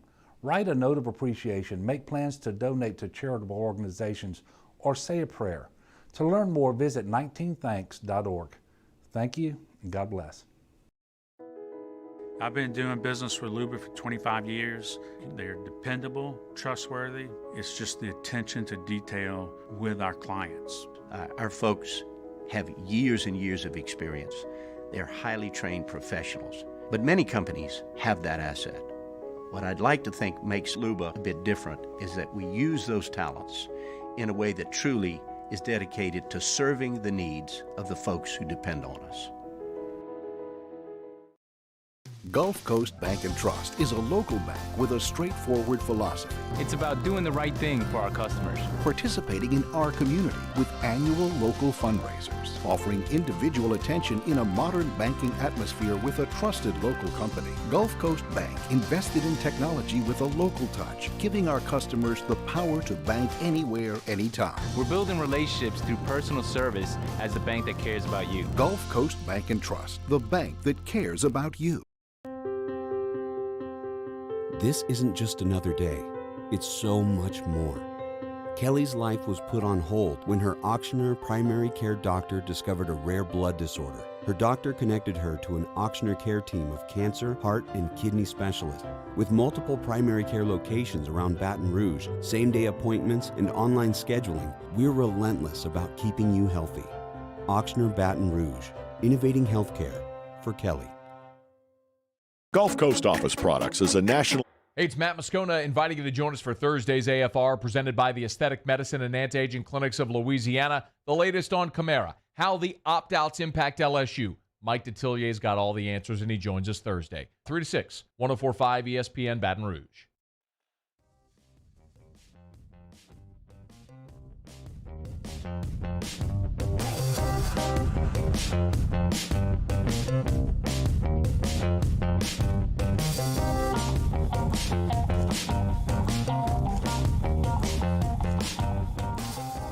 All-Star Toyota presents Off the Bench with Jordy Collada and T-Bob Hebert. ESPN Baton Rouge, New Orleans, Alexandria. Stick around, Durbin, in 9 minutes here on Off the Bench Daily. We're powered and driven by All-Star Toyota. Online, All-Star Toyota of BatonRouge.com. Stop in and see Lee Carney and the great team over there. We were telling you about the New Orleans Saints and Alvin Kamara back at practice yesterday. What do you think happened, man? Because there was about a 4-hour window where it looked like things were going bad. And I say that when the social media stuff was that the Saints were open to trading Alvin Kamara. Saints never said anything about that, but there were reports out there that seemed like there was a lot of smoke around the negotiation and what was happening with Kamara. It was started by Jacina Anderson, who is she no longer with ESPN? No, she was Bleacher Report. Yeah, okay. Bleacher Report, man, they make so much money off of soccer. I think whatever. The point, yeah. So she no longer was with ESPN, but very good reporter, Jacina Anderson. She originally reported. I don't know if it seems like she was missing a bit of the full context of the situation, thinking that talks had broken down a bit more than they had. But that said, it was confirmed by local sources, whether that's Jeff Duncan, I believe Nick Underhill might have confirmed it as well, that a last resort would be to move Kamara. But to me, a potential Kamara trade is the same way that any player is potentially on the trading block, right? You're always going to entertain calls. And if someone wants to come in and be like, we'll give you a first-round pick and a second-round pick and all this other crazy stuff, you're going to have to sit there and think about it. Ideally, though, and obviously this is the case, the Saints want to keep Kamara. That is priority number one. A trade, while you could get value back, a trade would be a failure of negotiation. Unless, in your mind, you're just thinking forward in the team building. Like we said, the Saints are trying to navigate that huge gulf between what you thought the cap was going to be next season, what it's going to be. It was supposed to be $215 million. It's likely going to be $175. Damn. So it's about a $40 million difference. And this comes at the exact moment, bad timing for the Saints. That's two superstars. I mean, it comes at the exact moment when, you just extended Pete, you just extended Mike Thomas, and now you're dealing with this Kamara situation, who, we believe to be a top 5 back in the league. And then you still have Ramchick next year. He's a future Hall of Famer, so you got to pay him.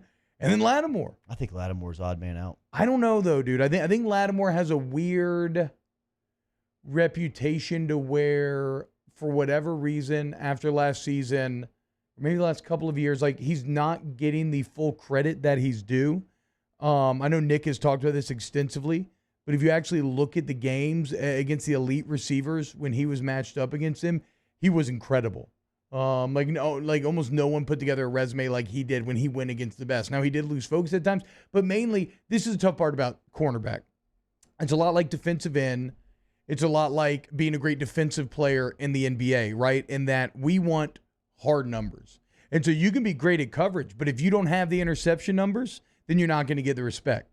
You can be a great pass rusher. You don't get the sack numbers, you're not going to get the respect. You can be a great defender in the NBA, but you don't score the points from the general public, you're not going to get the respect. So I think Lattimore is a bit better than what people are giving him credit for. And, Jordy, if you're just thinking about as good as Kamara is, if you are moving into a post-Breeze era, is Kamara actually the odd man out, especially with the value of cornerback versus running back in the modern NFL roster building theory? It's good debate because when you think about life after Breeze, what's a more important piece? Is it a considered lockdown corner, or is it a home run hitting running back that can help you both in the rush and the pass game? It's something that I'd imagine that they're going back and forth with in negotiation. I think this Kamara deal gets done by the end of the weekend.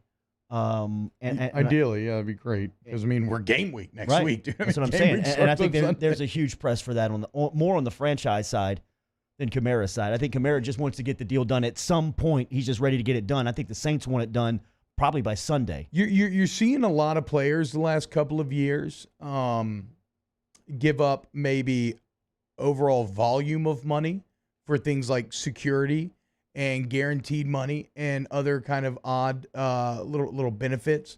I mean, the Patrick Mahomes contract is very interesting in that way. You think about Kirk Cousins maybe signing for a bit less, but getting the full $87 million guaranteed. I have to imagine that if you're going to get, because Kamara and his camp won $15 million, which, credit to them, that's under Christian McCaffrey. Like, they're not trying to argue something that's an uphill battle. Set the market. Yeah, they're saying, like, look, we get it. McCaffrey went for 1,000 and 1,000. So you're not there, but we should be right underneath. So, like, maybe for them to back off that number a little bit, maybe it takes the Saints doing some full guarantees or getting creative in how they bonus this thing. But the thing there is, Jordy, I don't know, with some of the injury concerns that he's had, which credit to Kamara, he's played through these things. Like, played through some really tough injuries, and his reputation has suffered because of it. But are they willing to go that more guaranteed route with a position in running back that, could be a little sketchy injury-wise because you're getting hit so much? If you have a draft pick, you need a running back. This is for the room. Everybody open up their mics. And you got a choice between Ezekiel Elliott and Alvin Kamara. Who are you choosing? I don't know if I can separate my own personal biases from this question. Tough. Just because watch more of Kamara. I don't like the Cowboys. I've watched more of Kamara. I think if you look at Kamara's first 5 games before he got hurt last year, his forced missed tackle rate was absurd. I'll say Alvin Kamara because I do believe that he is actually, if he can be fully healthy and at full speed, he is actually a better modern NFL running back than Ezekiel Elliott is. Musso, 100%. You got 100% health on both guys. You got Ezekiel Elliott and Alvin Kamara fully healthy. 1 draft pick. Who you got? No, I'm taking Alvin Kamara. It's really not even that close for me. He fits the game of the NFL now. What T-Bob was just saying, modern running back. Ezekiel Elliott's very good. Very, very good. But I just don't view him as versatile as Alvin Kamara. Danny? I'm taking Kamara. I think he's a top 5 player when he's healthy. Chad is kind of disagreeing with us a bit. Kamara, but Kamara's asking for Ezekiel Elliott money. Yeah. Right? He wants $15 million per year, which is what Zeke set the market at 2 summers ago.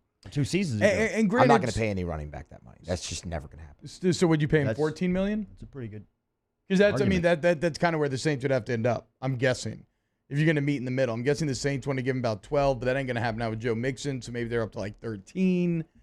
I wouldn't. Is it a 5-year deal? Which one's Joe Mixon? It's a 4-year deal. 4 years, $48 million. So I think the value of running back in the NFL is evolving a bit as it becomes a position that's more involved in the passing game. So I wouldn't be too dismissive because remember also a lot of people said the same thing about wide receiver. Yeah. And when you paid Mike Thomas. And if you don't have Mike Thomas last year, you don't go 5-0 when Teddy fills in. I gave up on that argument because I was on that side of the stance. You know, it makes sense. I mean, the data said that. So, again, but to Musso's point, okay, do we then expect Alvin Kamara to defy the data the same way that Mike Thomas did? I don't know if you could say that.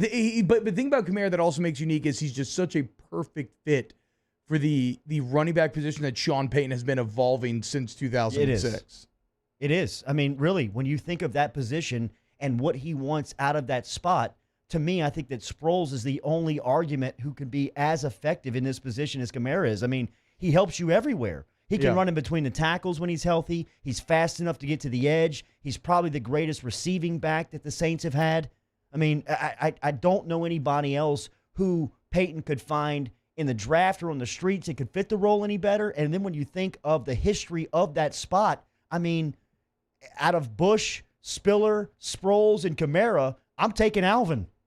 That's the question, though, in going back to the Ezekiel Elliott or Alvin Kamara argument, is how much of Alvin Kamara's success is directly tied to Sean Payton? What would he look like in another offense? Could it maybe be another Jimmy Graham situation if he goes somewhere else? I think Kamara would have success, but I think Ezekiel Elliott might be an easier plug and play, possibly.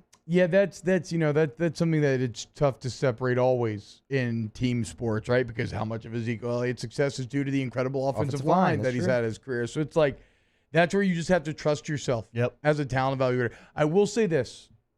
I maybe actually would answer Zeke if I'm being completely honest and looking at some of the numbers kind of side by side, just because the volume of the workload that Zeke has proven to be able to carry versus what Alvin Kamara has done up to this point in his career.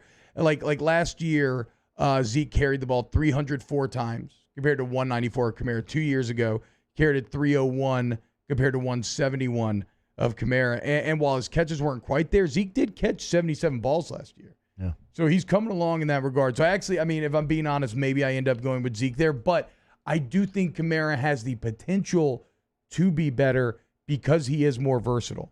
We will talk baseball with Chad Durbin next. Off the bench with Kalata and T-Bob. Central Plumbing Company, online, centralplumbing.org, 925-8552 is the phone number. Remember, you can get in touch with Jay Payne, Zach Payne, and the crew this morning if you need residential and commercial plumbing services. In fact, if you lost power last week with the weather that came through, with the rain, and you were thinking to yourself, man, I don't want to be without power again, Central Plumbing Company can help you. They can get to you with a generator today. They can sell and install it to you for you. Online, centralplumbing.org, 925-8552. Centralplumbing.org, centralplumbing.org for all of your plumbing needs. Your toilet breaks, your shower breaks. You got water squirting out randomly. Every time I've tried to, I like to YouTube things, try to figure them out. Every time I've tried to YouTube a plumbing problem, I've literally only made it worse. To the point where I just said, screw it, we're replacing the toilet one time. And Central Plumbing came out and they did that. I also called them because they could get my shower to drain one time. Should have seen what they pulled out of that drain. Thought I had a heartbeat. The point is, if you have any plumbing issues whatsoever, you just go to centralplumbing.org, centralplumbing.org. We opened up the playbook and expanded our coverage. Listen daily in high definition on 98.1 HD2. We are 104.5 ESPN Baton Rouge. Are you a licensed contractor? There's lots of good contractors in Louisiana doing work the right way, but unfortunately, too many unlicensed contractors are working outside the licensing requirements. Working as a contractor in Louisiana requires a license for the company doing the work. The Louisiana State Licensing Board for Contractors wants to help you get licensed to allow you to conduct work legally. It's not difficult to get the license. We can help you. Go to lacontractor.org for more information. Licensed contractors, it's the law. At All-Star Toyota, you get it all.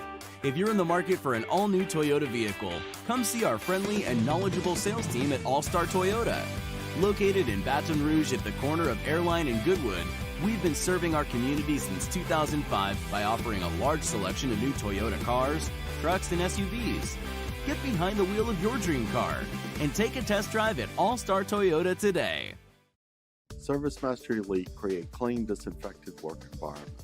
As a local business, we take pride in serving the New Orleans and Baton Rouge areas. Our cleaning protocols follow CDC and OSHA standards for healthcare settings, offices, senior living, restaurants, and industrial plants. Contact Service Mastery Elite to get your operation ready for reopening with germ disinfection cleaning. Service Mastery Elite, the trusted choice in professional cleaning since 1996.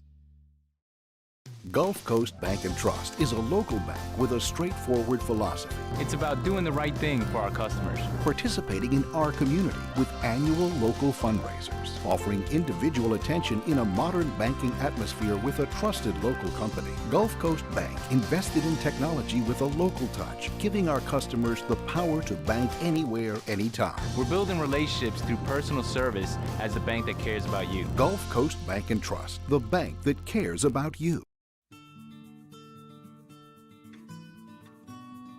This is a house call. This is a follow-up appointment. This is a diabetes checkup. This isn't just more convenient care, it's more advanced care. This is innovating healthcare at Louisiana's #1 hospital, Auctioner.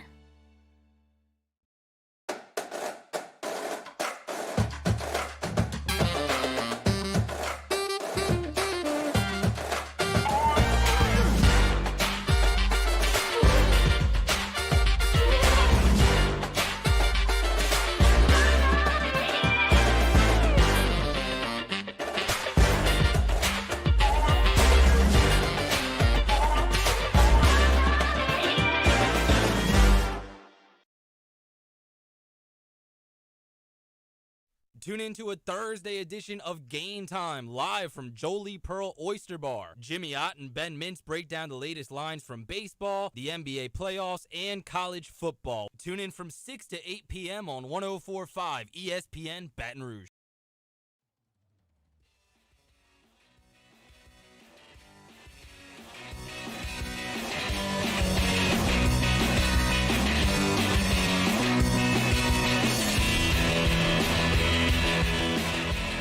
All-Star Toyota presents Off the Bench with Jordy Collada and T-Bob Hebert. ESPN Baton Rouge, New Orleans, Alexandria.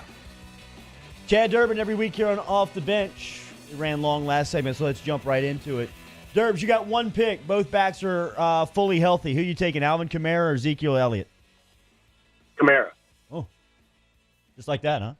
No hesitation. No, yeah, I think he had maybe some more value on a team that you know has some line issues that could possibly pop up. I think Ezekiel, if the line's not as good as it is in Dallas, he's not able to do the things that Alvin Kamara can do. So I think Kamara adds more upside.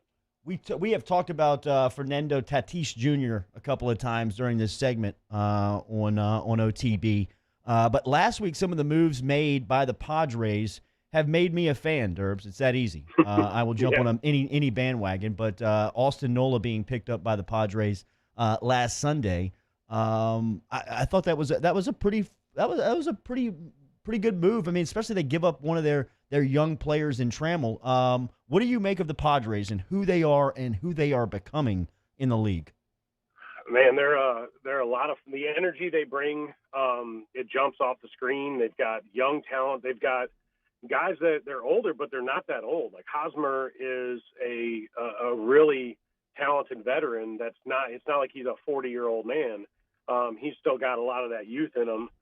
Their arms are good. I think, giving up Hedges, who is an elite defender, but not a bat that could, his bat hadn't come along yet. So they are able to, add, Nola, which I liked, along with some other pieces and really kind of, prove to everybody, hey, we're going after it. We want to support Tatis and Machado and Hosmer. I mean, that lineup, when they keep coming up, as a pitcher, you start to go, man, where's the break? I need a break. Mm-hmm. Where are my outs? Where am I going to get them? And they have a swagger. They encompass the youth movement, in baseball, and I really enjoy watching them. They're in a division also with the Dodgers, who are almost like an all-star team running around. So that should be fun to watch down the stretch. Yeah, I saw last month where the San Diego Padres hit the second most home runs in a month in Major League history behind the Dodgers, who set the same exact record that month. So I mean, both of those lineups are ripping up ripping up MLB pitching. Look, if the balls are doctored up a little bit and they're flying a little further, I hate to say it because it doesn't affect my arm or my ERA. I'm all for it. Let's see some homers. Let's see them banging around for the next month and make baseball a whole lot of fun to watch.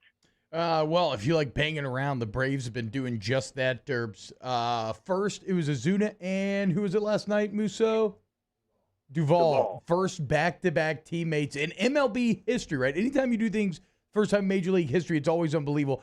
3 home run games for each of those players, first ever teammates to do that. Did you ever give up 3 home runs to a single guy in a game? Not to a single guy. I think I gave up back-to-back homers a couple times in my career. Yeah, dude. What does that feel like? Shocking the bullpen into some action down there. You know? What does it feel like when the third one in a row leaves the bat and you're just like, oh my God. Yeah, there's no way to crawl underneath the mound or the rosin bag. You want to. You really do feel bad as a young starting pitcher. That's when it happened to me. You know that the entire bullpen, they just got down there. Like, their coffee's still hot. They haven't stretched. They're old guys. Like, and you lead off the game with a walk and then a 2-run homer, a double and another homer, and then, followed up with the third homer. Man, I hadn't got it out yet. I wonder how those guys are doing down there. Wait, this sounds very specific, Derbs. Like this is an exact, like, what game was this? Was this your rookie year, or when was this?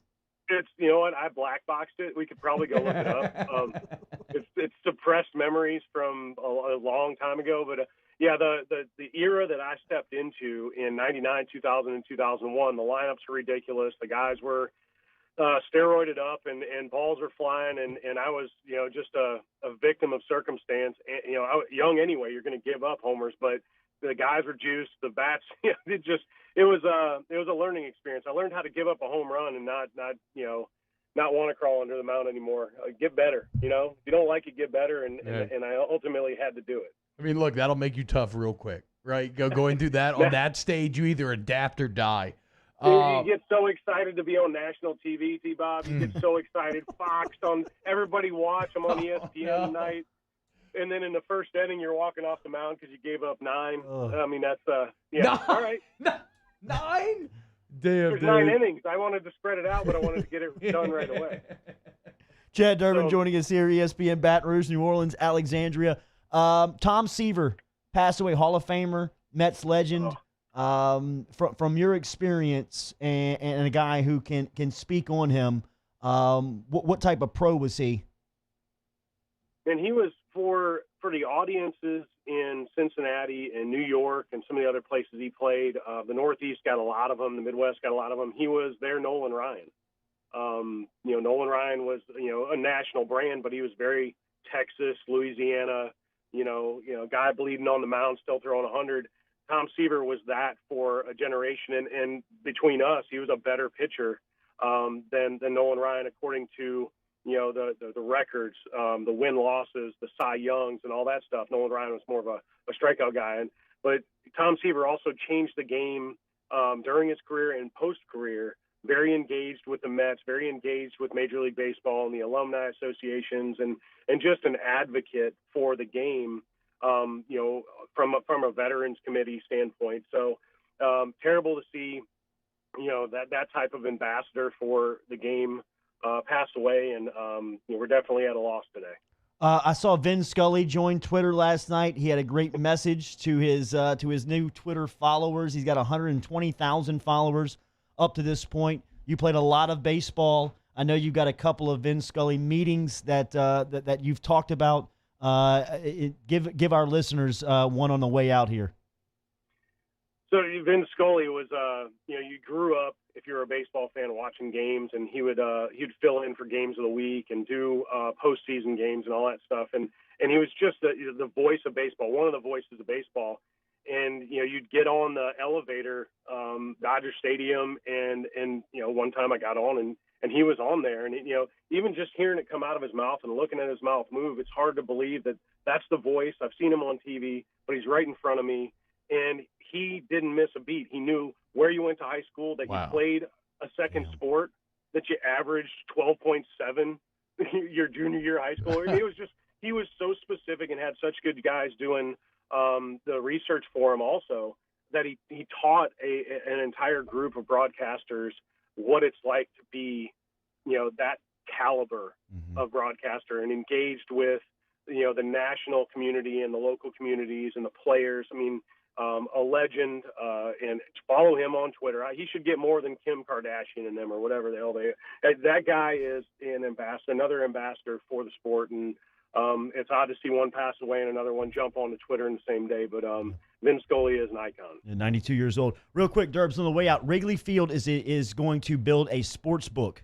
in Wrigley Field. Ooh. Could this be what makes the game relatable to the younger crowd and maybe make it more endearing to that fan base? Look, sportsbook proxies where you can use your FanDuel account or your William Hill account or anything like that. You should be able to use whatever you use, in proxy at venues like this. So a sports book, in a stadium is a natural step to legalize gambling that is out there. So I think it's great. I know the Philly area is engaging in that.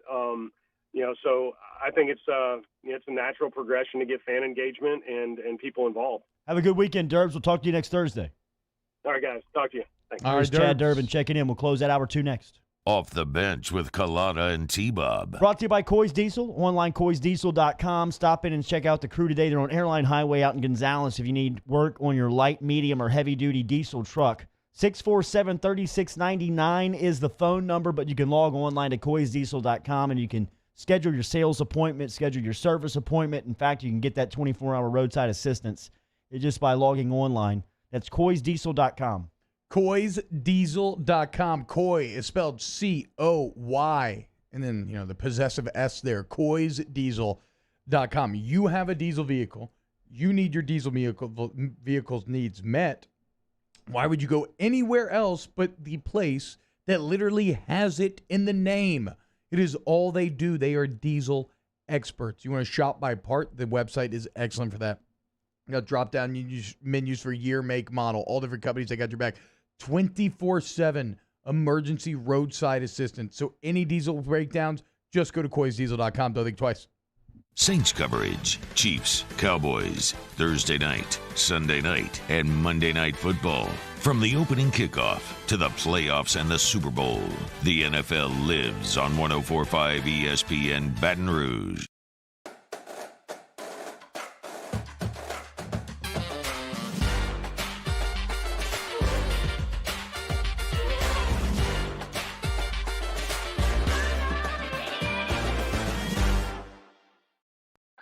Oh, hey, what's up? It's Big D and Bubba, 100.7 The Tiger Morning Show. We'd love for you to join us every weekday, 4 a.m. till 9 a.m. Yeah, everything you want in a show. Country music.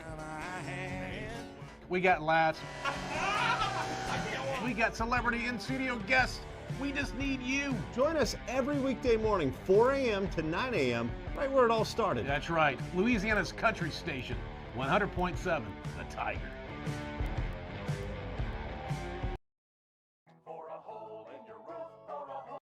Hello. What's up, E? What you doing? Chilling at the office working. You? Hanging at the job site. Chilling. Roof's up. Hey, Greg. Roof up? Roof's up. Roof's up. Roof's up. Roof's up? Roof's up. Roof's up! Roof's up! Beautiful roof every single time. True. True.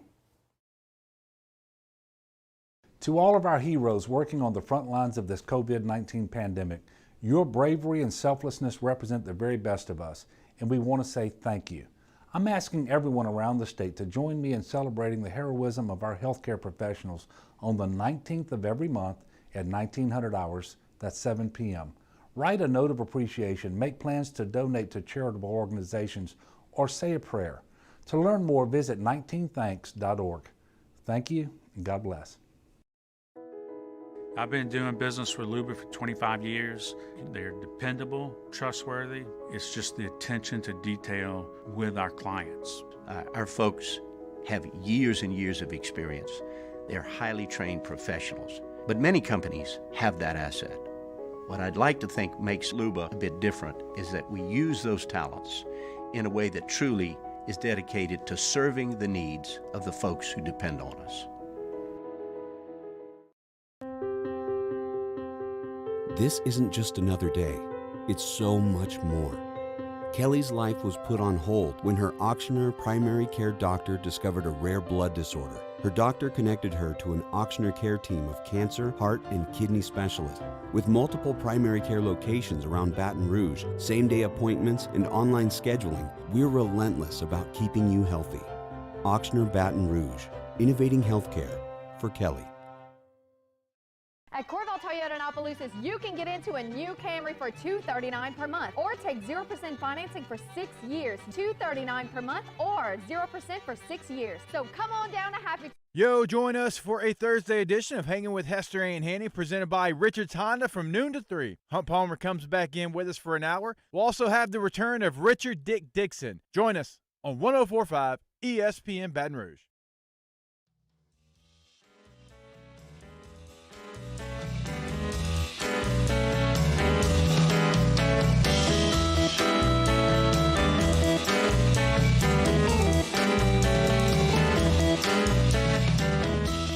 All-Star Toyota presents Off the Bench with Jordy Collada and T-Bob Hebert. ESPN Baton Rouge, New Orleans, Alexandria. All right, breaking news here on Off the Bench. Been a week of breaking news during the 7 to 10 time slot here during this week. Steve Nash, former 18-year NBA point guard, three-time MVP, has just agreed to a 4-year deal to become the next head coach of Kyrie Irving, Kevin Durant, Garrett Temple, and the Brooklyn Nets.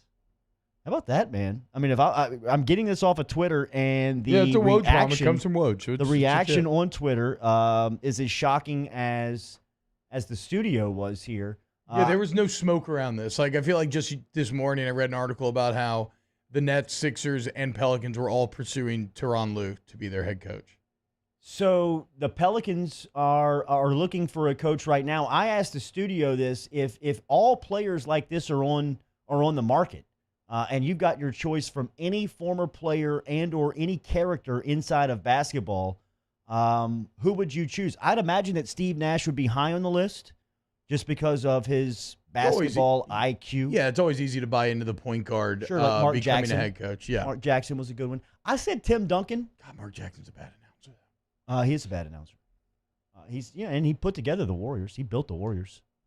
I mean, he drafted Clay, drafted Steph. Well, he was the head coach there. Was it him or was it the GM? I know he was the Together, head coach. I know he was the collaborative head effort. coach, but yeah, the Warriors and their whole three-point line is a market efficiency thing. Will pay huge dividends. Either way, yes, like Mark Jackson, bringing a point guard into the head coaching realm makes sense. I don't know that I have a great answer here. I mean, I would love if Chris Paul stopped playing. I mean, obviously not now, but like down the road, he has what Chris Paul has. What, are you that just the not into Pelicans, winning rings? What Chris Paul has that the Pelicans need right now is he has a little edge to him. He's not gonna accept softness. He's not gonna accept people taking the easy way out. I am still just, it is unfathomable to me that after the series he didn't get a shot in those final two possessions. But that's on them to get all the way there to the end of the finish line. Right? They're like Bane. They had Batman lifted above their head. They were ready to break his back, and then they just dropped it. They just completely dropped him. So. But yeah, no, I mean, look, you know me and you feel way differently about Paul and his resume, but I can see him maybe getting into that one day. Even though I don't have a great opinion. I will tell you that I was tightening up during this Oklahoma City series with Chris Paul because almost CP3 gave you a big FU. No, he was balling for sure, but just like in usual times, right there at the end, a 2-point loss and not advancing for Paul's squad. Speaking of usual times, you was about saving your reputation. What James Harden did last night. After playing so terribly offensively last night, I think it was like 2 of 15, whatever. Like every single news cycle was lining up to bury him. I think they this morning. They even are. Yeah, I mean, like dorded it. Well, he made a defensive play. He went anti-reputation. Well, that's what I'm saying. But then that circles all the way back around where now he gets even more juice than he would have if he had balled out offensively. But if they had not won that game, if he hadn't made that defensive play, if they'd gotten the ball to Steven Adams not at the three-point line, or if Paul had made a shot, then all of a sudden here you have James Harden completely blowing it in a Game 7 once again. But that's why the NBA playoffs are awesome. Those are the margins, right? I mean, we talked about it a bit yesterday. When that final shot is in the air, there's so much narrative on the line and kind of off-season, like which directions your off-season is going to go. And it's like OKC's future remains really bright, but it's hard to feel like – it feels like this lineup was a bit of lightning in a bottle. It's hard to feel like they could be this good again next season. This was Harden about his offensive performance last night. Offensively, I played like excuse my language, but I couldn't make a shot, turning the ball over, just doing everything that was not supposed to happen, but I just kept sticking with it. You know, my teammates give me confidence throughout the course of games, and defensively I had to make a play, and I tried to close out to him. Jordan's been knocking down some shots tonight, so I want to get out to him. It was a hell of a closeout, a hell of a play. I mean, it was no foul. He caught the ball clean, blocked it out of his hand on a potential game winner. So James Harden, in a situation where you rarely see him produce on the defensive side of the ball, comes up huge last night. And I although it didn't wouldn't know matter how much 'cause Paul Dort was and out of- Harden hated each other. Yeah, I mean, it seems like that whole relationship just completely went toxic last year. I didn't know it was that bad. Yeah. I mean, like the announcers during the what's making game. you say that? Well, the announcers during the game were talking about how Paul's been glaring at Harden the entire series. And like these guys, they don't shake hands. They don't dap each other up before or after the game. They spent a couple of years together as teammates. I mean, that's two superstars in the league. I didn't know that they had that much dislike towards one another, which goes even further to last night and what it would have meant this That's morning. what I'm saying. CP3's got a little bit of that edge. Yeah. He's got a little bit of that Jimmy Butler edge. All right, that T, the Pels need. have a good hour 3. Musso, Danny, I'm out of here. Back with you tomorrow morning, 7 a.m. All right, stick around. OTBOT coming up next.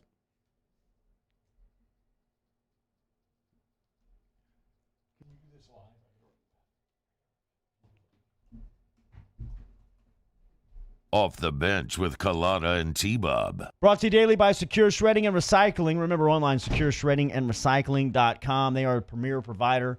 Document destruction services for individuals, businesses, nonprofit organizations, and government agencies. They offer all types of services like mobile shredding, where they'll take one of their 10 trucks that are on the road daily, bring it to your office, to your home. You can watch them shred in front of your face. You can drop off shredding. You got boxes that need to be shredded of any old files around the house or office, and you need to drop them off today. You can do that. Find out the locations online at secureshreddingandrecycling.com. There's a Baton Rouge location. There's one in West Louisiana that you can learn about online. Secure Shredding and Recycling serves the entire listening area. So whether you're right here in the capital city, if you're in Lafayette, Lake Charles, New Orleans, Secure Shredding and Recycling can help you out. Premier provider in document destruction services. No matter if you're an individual business or a government agency, online, secureshreddingandrecycling.com.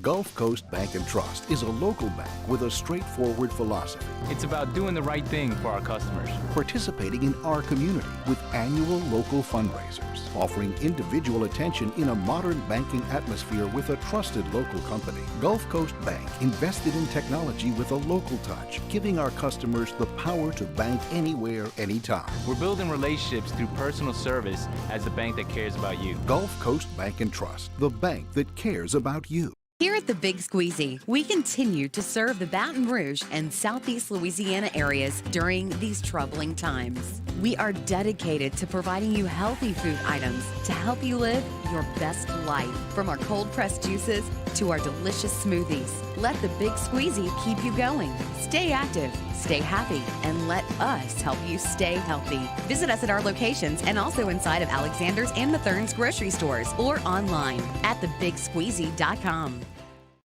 Are you a licensed contractor? There's lots of good contractors in Louisiana doing work the right way, but unfortunately, too many unlicensed contractors are working outside the licensing requirements. Working as a contractor in Louisiana requires a license for the company doing the work.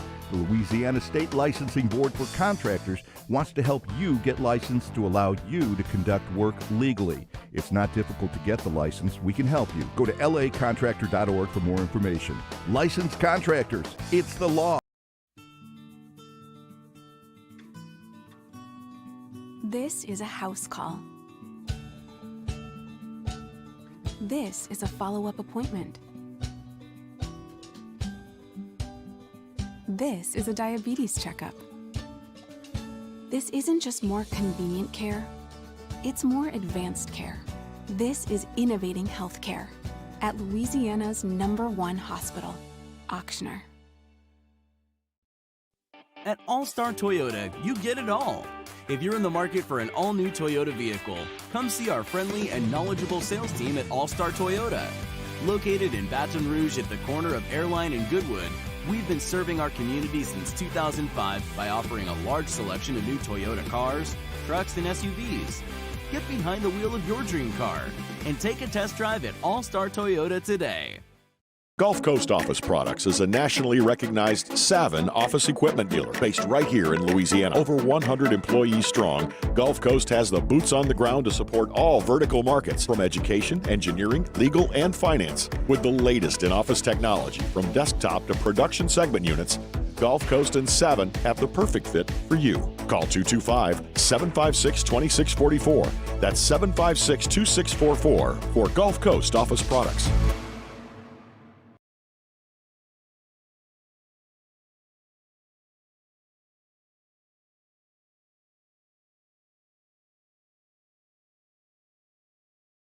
It's brought to you by Spencer Callahan Injury Lawyers.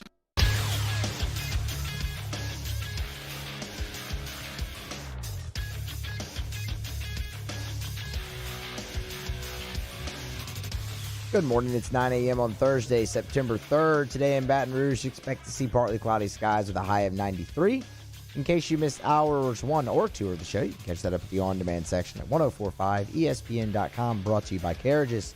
Follow today's show on Twitter or Instagram at OTB_ESPN. Watch us live on the 1045 ESPN YouTube channel and get inside the Bayou Ford chat.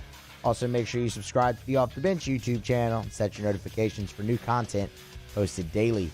OTBOT starts right now.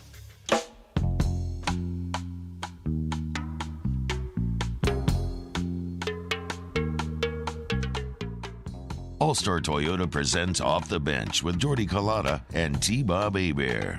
ESPN Baton Rouge, New Orleans, Alexandria.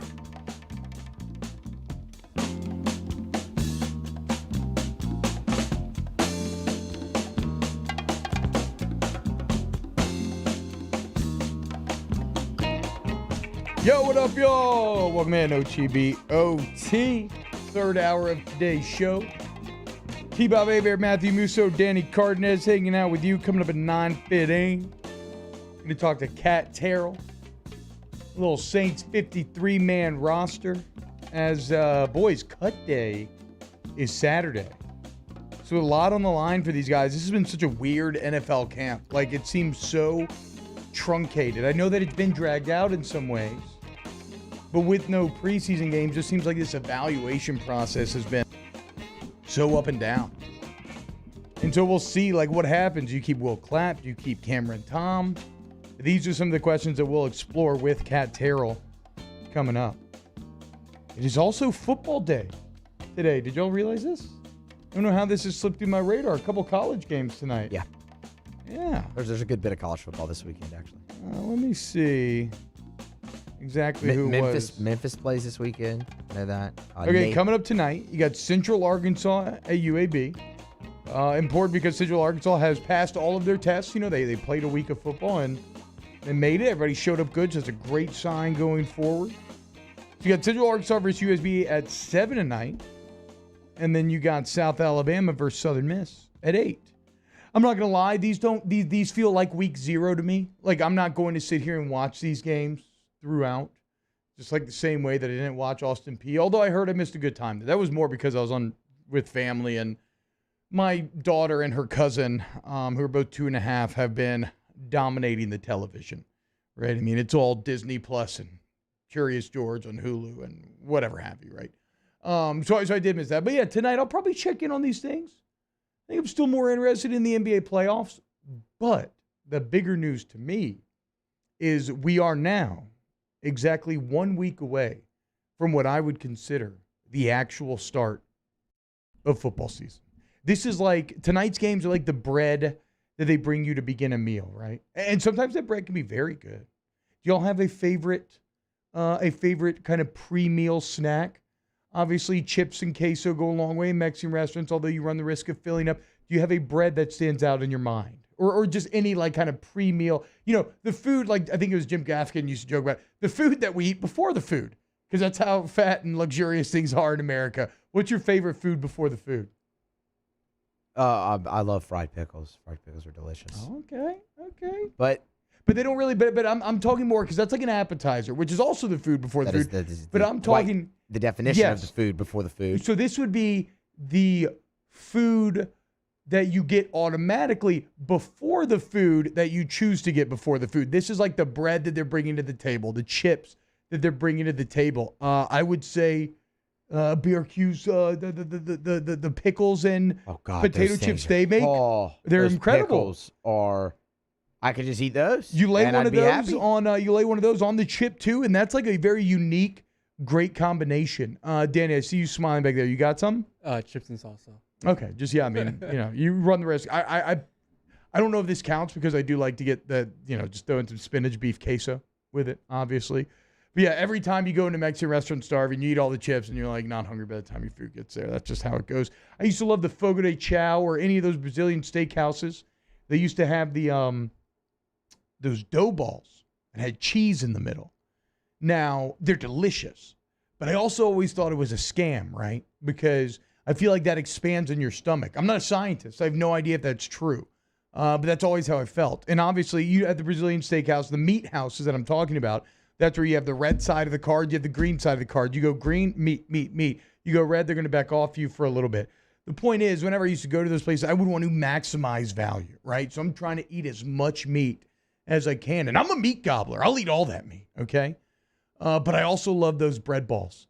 And so as a fat kid, thinking about next level strategies, what I used to do is I would go in wearing cargo shorts for maximum pocket space, and I would stuff bread balls in my cargo shorts and then carry them around in my car.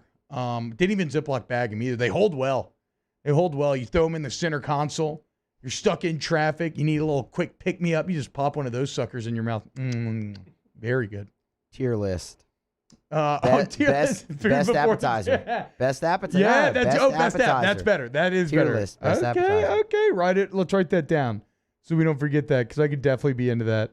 I could have used those bread balls last night, dude. I was driving back from New Orleans. How long would you keep those things? A few weeks. That's Couple all. weeks. That's T-Bob. That's all. Couple weeks. I mean, there's That's no mold. There's not visible mold. You can eat it, right? I don't see a problem with that. Maybe a bit stale by the end, for sure. But like I said, save impressively well. You would not have guessed it. Could have used it last night. Got stuck on the interstate for like an hour.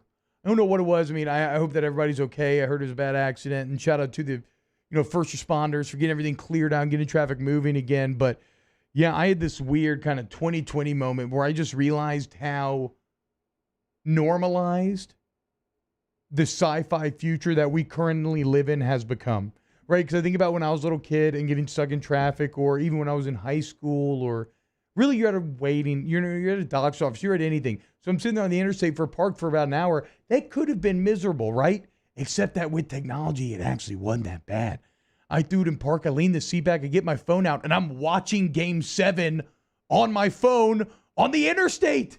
Was it an accident? I mean, yeah, that's what I heard. So I hope, and I heard it was bad. So, I'm not making light of that situation. And again, shout out to the first responders, everybody clearing it, everything up really quickly, getting everybody out there as soon as they can safely, whatever. But I just couldn't help but be like, have this moment where I just thought back to like playing my original Game Boy, or, with that non-color screen, or like the Game Gear that took like 18 batteries to function. And I know there's people who are a few years older than me who are thinking back even before that time. But like, I remember when I got home from school one day and we had gotten high-speed internet installed, and I watched like a Spider-Man 1 trailer online, and I was mind blown. And now I'm stuck in traffic in the middle of the interstate, and I'm watching Game 7 on my cell phone. So it's just wild times that we live in. I've been thinking about it a lot lately, like human evolution and everything. Reading this book called Sapiens. It's pretty fascinating. We'll have more on that coming up later. So football season, though, starting next week. A week from today, we will be blessed with Deshaun Watson versus Pat Mahomes. If that doesn't get your blood boiling, I mean, I don't know. I don't think I can help you at that point. So Leonard Fournette lands with the Bucs yesterday. I asked this question, and I'd ask it to you here in OTBOT. Who has had a more fun pandemic than Tampa Bay Buccaneer fans? You witnessed, you went from being a complete afterthought. You went from being a joke of a franchise. Tampa is. Has Tampa, when they last make the playoffs? 05, 06? I want to say it's been nearly 15 years. I could be off a couple of years, give or take. But the point being, you have been an NFL afterthought. You've been a nobody. Even Jameis Winston, the guy who led Florida State to a national championship, looked like he was going to be the guy to bring you back to relevance. It just never happened. And you didn't really do anything to earn this offseason. You just had a lot of things go your way. And so all of a sudden, you have the greatest player in NFL history join your team. You have another future Hall of Famer and Rob Gronkowski join your team. And now, just for fun, you had a guy who's coming off the best year of his career, 1,000-yard rusher, 75 catches, 4th overall pick for a couple of years ago. You just add him. Just throw him into the mix. At the skill position where you were weakest offensively, right? So where you needed the biggest improvement, you just got a huge value deal on a guy who needs to have a big year. That's the other thing. Fournette is motivated.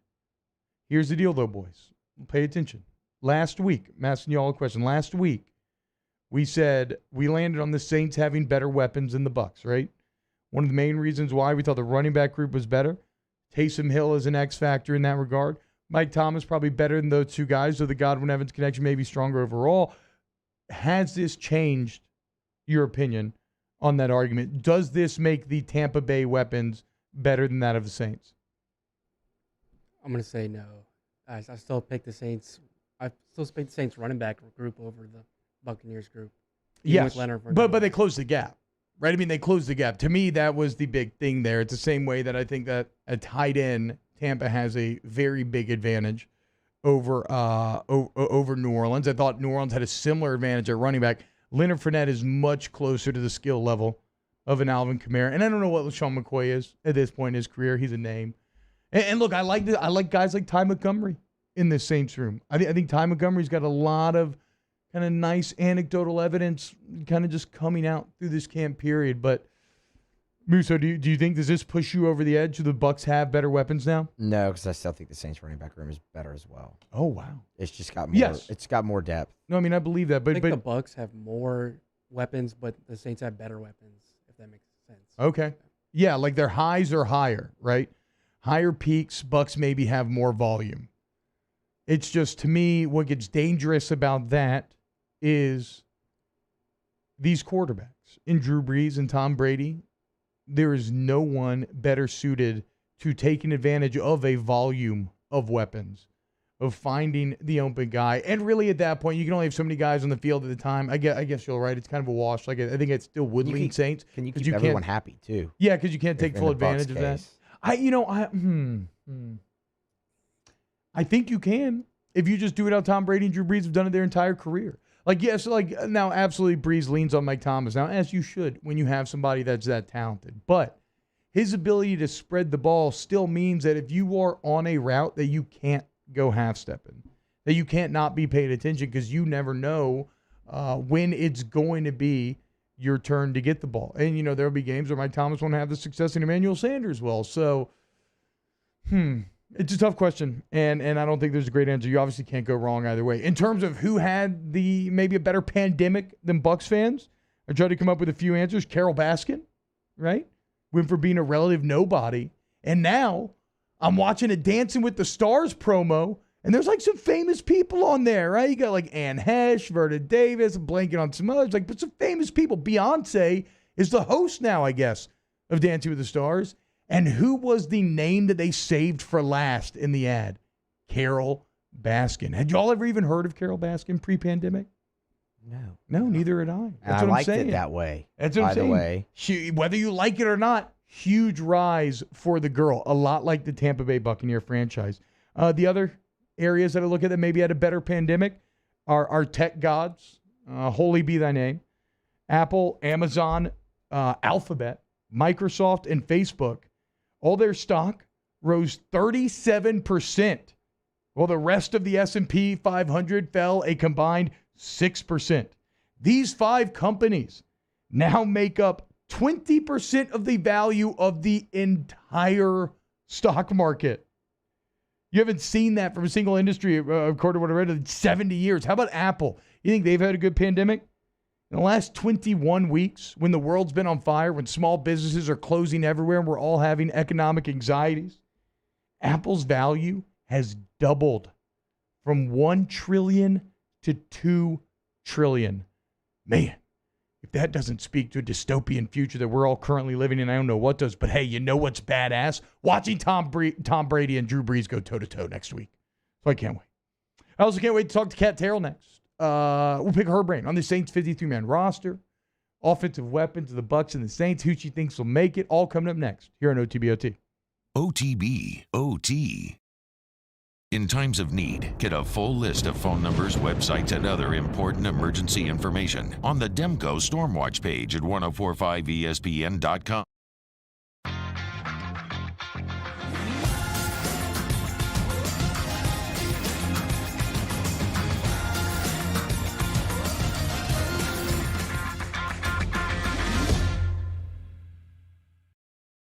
Prompt, professional, reliable. If you're looking for a breath of fresh air with your AC and heating needs, call the professionals at Anison Bitter. Anison Bitter, a Rheem Pro partner, keeping your family comfortable for over 25 years. Gulf Coast Bank and Trust is a local bank with a straightforward philosophy. It's about doing the right thing for our customers. Participating in our community with annual local fundraisers, offering individual attention in a modern banking atmosphere with a trusted local company. Gulf Coast Bank invested in technology with a local touch, giving our customers the power to bank anywhere, anytime. We're building relationships through personal service as the bank that cares about you. Gulf Coast Bank and Trust, the bank that cares about you. Service Master Elite create clean, disinfected work environments. As a local business, we take pride in serving the New Orleans and Baton Rouge areas. Our cleaning protocols follow CDC and OSHA standards for healthcare settings, offices, senior living, restaurants, and industrial plants. Contact Service Master Elite to get your operation ready for reopening with germ disinfection cleaning. Service Master Elite, the trusted choice in professional cleaning since 1996. To all of our heroes working on the front lines of this COVID-19 pandemic, your bravery and selflessness represent the very best of us, and we want to say thank you. I'm asking everyone around the state to join me in celebrating the heroism of our healthcare professionals on the 19th of every month at 1900 hours, that's 7 p.m. Write a note of appreciation, make plans to donate to charitable organizations, or say a prayer. To learn more, visit 19thanks.org. Thank you, and God bless. I've been doing business with Luba for 25 years. They're dependable, trustworthy. It's just the attention to detail with our clients. Our folks have years and years of experience. They're highly trained professionals. But many companies have that asset. What I'd like to think makes Luba a bit different is that we use those talents in a way that truly is dedicated to serving the needs of the folks who depend on us. This isn't just another day. It's so much more. Kelly's life was put on hold when her auctioneer primary care doctor discovered a rare blood disorder. Her doctor connected her to an auctioneer care team of cancer, heart, and kidney specialists. With multiple primary care locations around Baton Rouge, same-day appointments, and online scheduling, we're relentless about keeping you healthy. Auctioneer Baton Rouge, innovating healthcare for Kelly. Gulf Coast Office Products is a nationally recognized Savin office equipment dealer based right here in Louisiana. Over 100 employees strong, Gulf Coast has the boots on the ground to support all vertical markets from education, engineering, legal, and finance. With the latest in office technology from desktop to production segment units, Gulf Coast and Savin have the perfect fit for you. Call 225-756-2644. That's 756-2644 for Gulf Coast Office Products. Are you a licensed contractor? There's lots of good contractors in Louisiana doing work the right way, but unfortunately, too many unlicensed contractors are working outside the licensing requirements. Working as a contractor in Louisiana requires a license for the company doing the work. The Louisiana State Licensing Board for Contractors wants to help you get licensed to allow you to conduct work legally. It's not difficult to get the license. We can help you. Go to LA Contractor. Hey, it's Matt Moscona inviting you to join us for Thursday's AFR presented by the Aesthetic Medicine and Anti-Aging Clinics of Louisiana. The latest on Kamara, how the opt-outs impact LSU. Mike Detillier's got all the answers, and he joins us Thursday, 3 to 6, 104.5 ESPN Baton Rouge.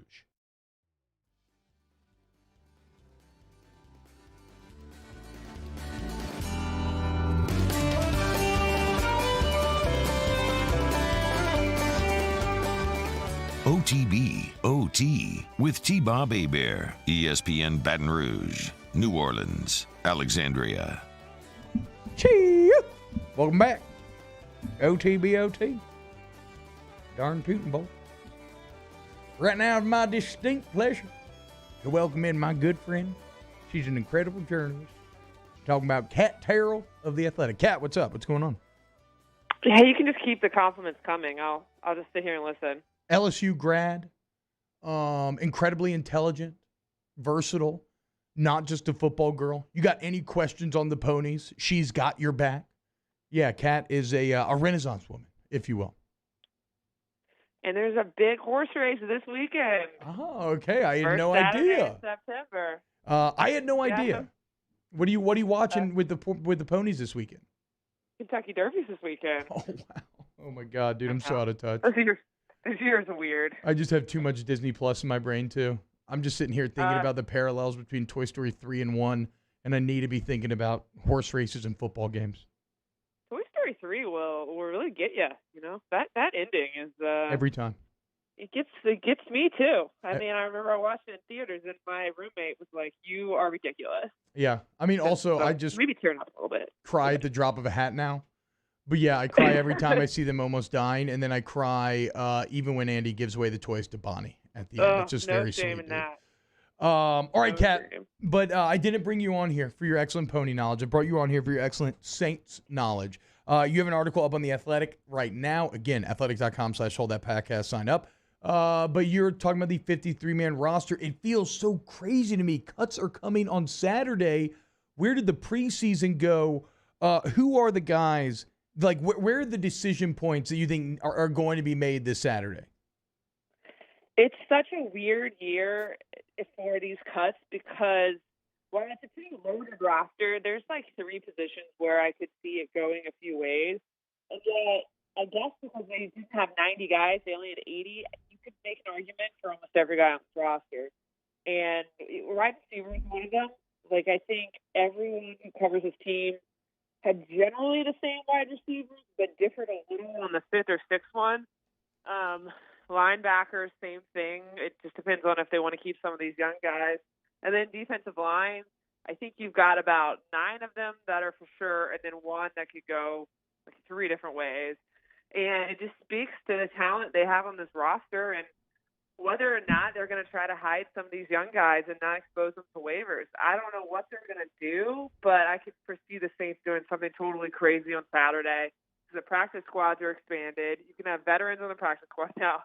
I wouldn't be surprised if we see this 53-man roster and it's like all young undrafted guys at the bottom of the roster and then like the bubble veteran guys on the practice squad. I don't know. The Saints always like to do something kind of crazy, so I'm waiting for it on Saturday. Would the strategy there be to protect the young assets, thinking that you can sneak the older guys through the waiver wire?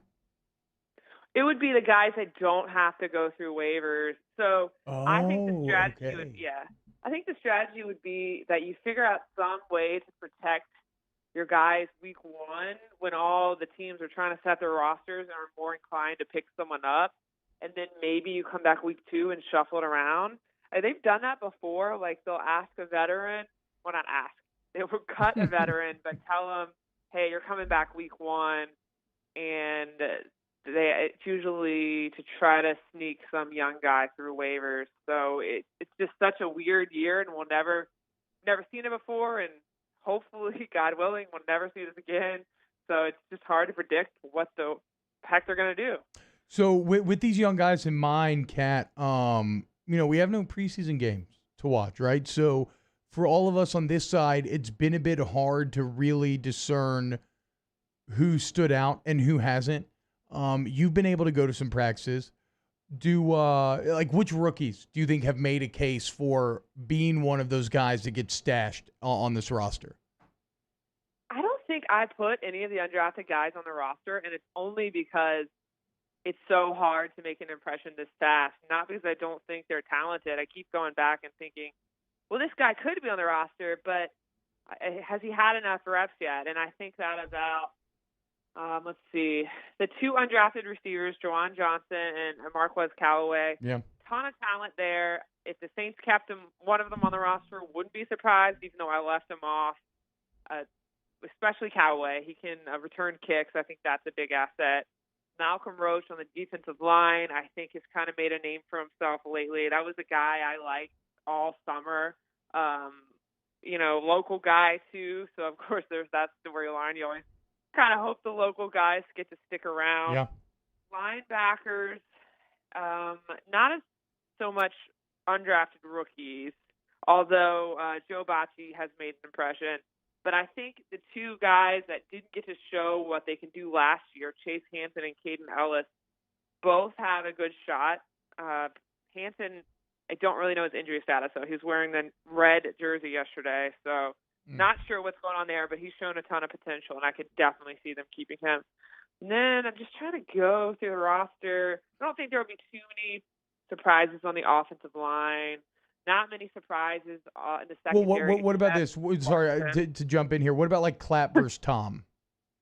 That is so hard. I went with Tom, but I sat there and went back and forth and other writers went with Clapp. I think it's really kind of a toss-up as to which one you think they'll go with, but I haven't really seen either one really separate himself. So I think it's just going to be a matter of if the Saints are looking at him and seeing, okay, well, who can play the best in multiple spots and help us out there? It's kind of a swing guy. But, another local guy. Let's see what happens. But I could totally see Clapp making the roster. I don't think it's a given, though. What do you think the plans are for Tommy Stevens, right? Because, I mean, a position change, which means that, like, you expect that he would need time to really get up to speed. But you did trade a pick for him. You use a pick on him as well. Like, you're kind of invested in him. What do you think they do with him? So at the beginning of the summer, I kept on my roster, and I said there's no way they cut this guy just with all the pettiness of trying to keep him away from the Panthers. How in the world could they turn around and expose him to waivers and have the Panthers just come back and get him? Yeah. Well, Larry disagreed with me at the time. And eventually, after watching him all summer, I came around to, all right, they're going to get this guy on the practice squad. Now, everyone's keeping him but me.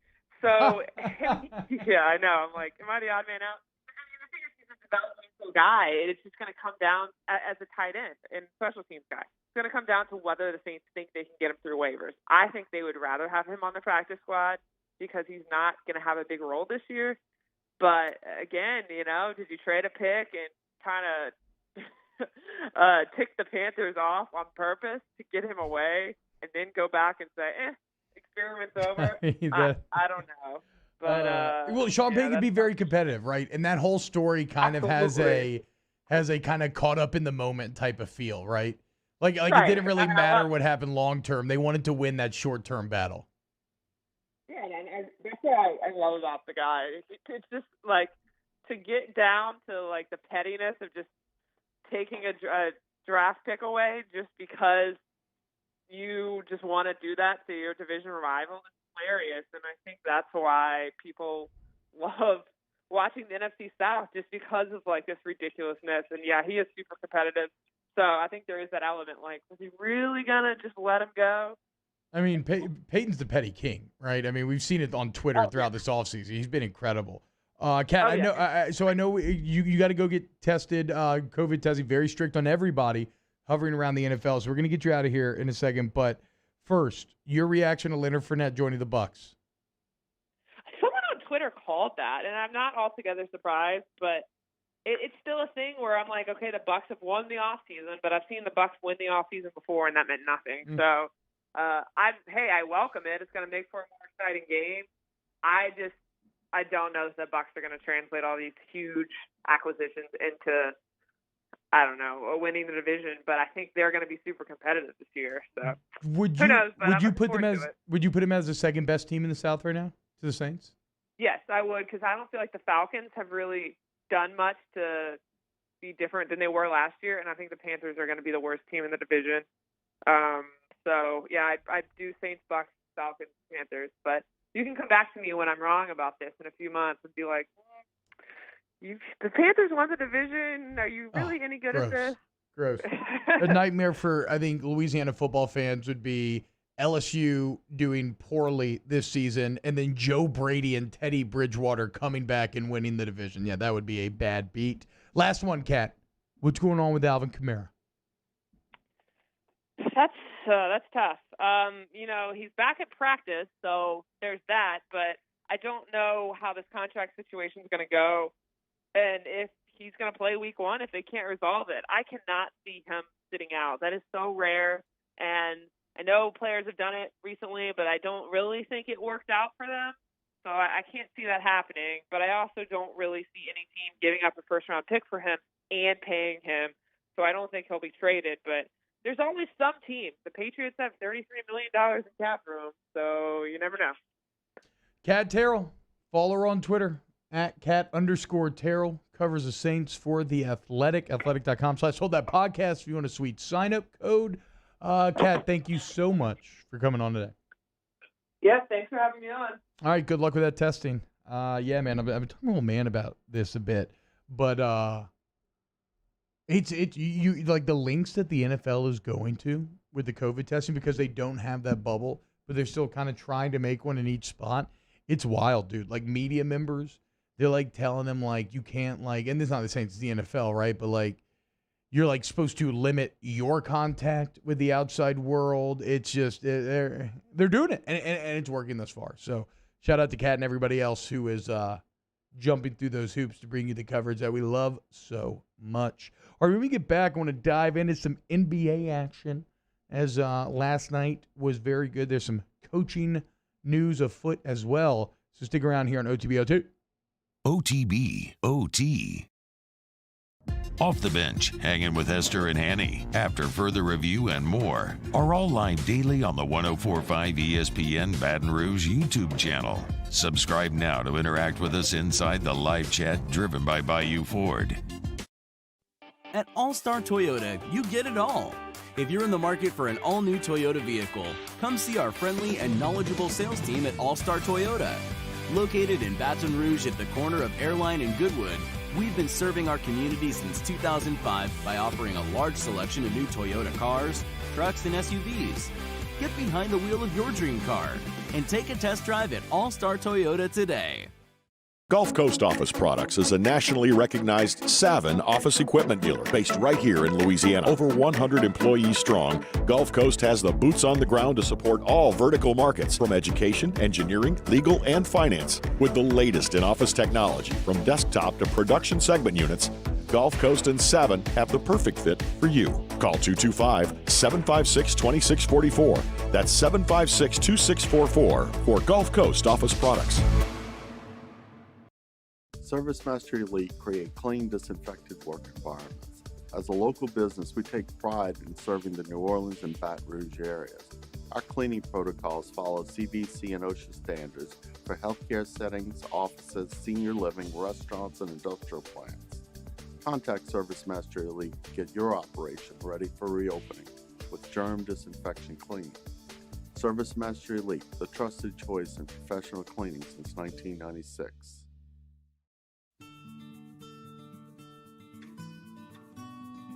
This is a house call. This is a follow-up appointment. This is a diabetes checkup. This isn't just more convenient care, it's more advanced care. This is innovating healthcare at Louisiana's #1 hospital. auctioneer. Gulf Coast Bank and Trust is a local bank with a straightforward philosophy. It's about doing the right thing for our customers. Participating in our community with annual local fundraisers, offering individual attention in a modern banking atmosphere with a trusted local company. Gulf Coast Bank invested in technology with a local touch, giving our customers the power to bank anywhere, anytime. We're building relationships through personal service as the bank that cares about you. Gulf Coast Bank and Trust, the bank that cares about you. To all of our heroes working on the front lines of this COVID-19 pandemic, your bravery and selflessness represent the very best of us, and we want to say thank you. I'm asking everyone around the state to join me in celebrating the heroism of our healthcare professionals on the 19th of every month at 1900 hours, that's 7 p.m. Write a note of appreciation, make plans to donate to charitable organizations, or say a prayer. To learn more, visit 19thanks.org. Thank you, and God bless. I've been doing business with Luba for 25 years. They're dependable, trustworthy. It's just the attention to detail with our clients. Our folks have years and years of experience. They're highly trained professionals, but many companies have that asset. What I'd like to think makes Luba a bit different is that we use those talents in a way that truly is dedicated to serving the needs of the folks who depend on us. Oh, hey, what's up? It's Big D and Bubba, 100.7 The Tiger Morning Show. We'd love for you to join us every weekday, 4 a.m. till 9 a.m. Yeah, everything you want in a show. Country music. We got laughs. We got celebrity in-studio guests. We just need you. Join us every weekday morning, 4 a.m. to 9 a.m., right where it all started. That's right. Louisiana's country station, 100.7 The Tiger. Tune in to a Thursday edition of Game Time, live from Jolie Pearl Oyster Bar. Jimmy Ott and Ben Mintz break down the latest lines from baseball, the NBA playoffs, and college football. Tune in from 6 to 8 p.m. on 104.5 ESPN Baton Rouge.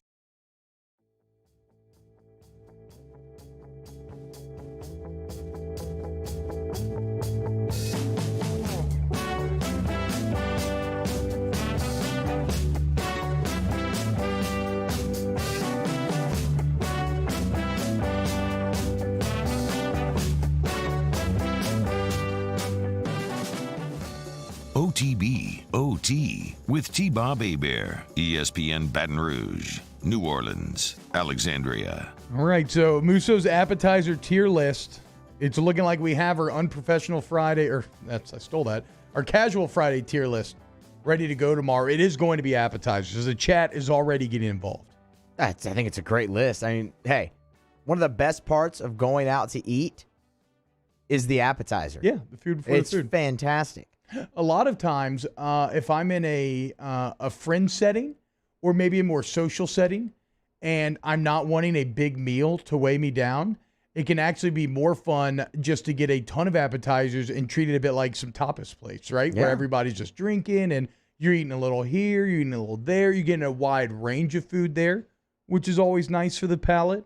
When you go for the big sampler appetizer that some places have, just like, some wings and cheese sticks are on it and a bunch of different things. Yeah. I like when I go to sushi. I love a sashimi sampler where you get a little bit of everything. And also I just that's like a more traditional sushi sampler as well. I mean, we already got people saying mozzarella sticks should be A tier, crab claws S tier, spinach and artichoke. Oh, spinach and artichoke is tier quality. 1.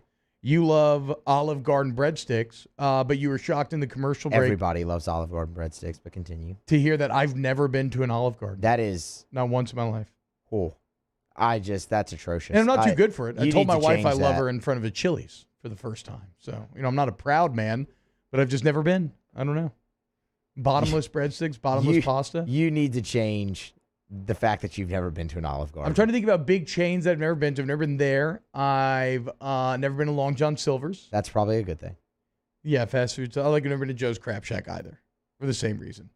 I just don't know if I can get on board with a full fast food seafood restaurant. I mean, especially living in Louisiana. No. That's blasphemy, but okay. No, I mean, look, outside of that though, I feel like I've pretty much hit all the high points. So, did y'all have like a kind of mainstream restaurant that pops into your head that you don't think you've ever been to? I mean, I know it's kind of like a tough question. I probably should have given you all a little more run-up time. So just let it marinate for a little bit. I don't think so, though. Yeah, I don't think so. I've never been to Jack in the Box. You've never been to Jack in the Box? Because you asked me if I've been. Yeah. Oh, wow. Going to LSU and you managed to avoid Jack in the Box? Yeah, how'd that happen? Yeah, dude. I lived in the apartments right next What? door. Like over there at Northgate or whatever? Yeah. Dude, I mean, that was like, I lived right there at WCA, and I mean, Jack in the Box was a weekend, it was a weekly thing. It was like every single weekend you get hammered and go walk over there and go get food.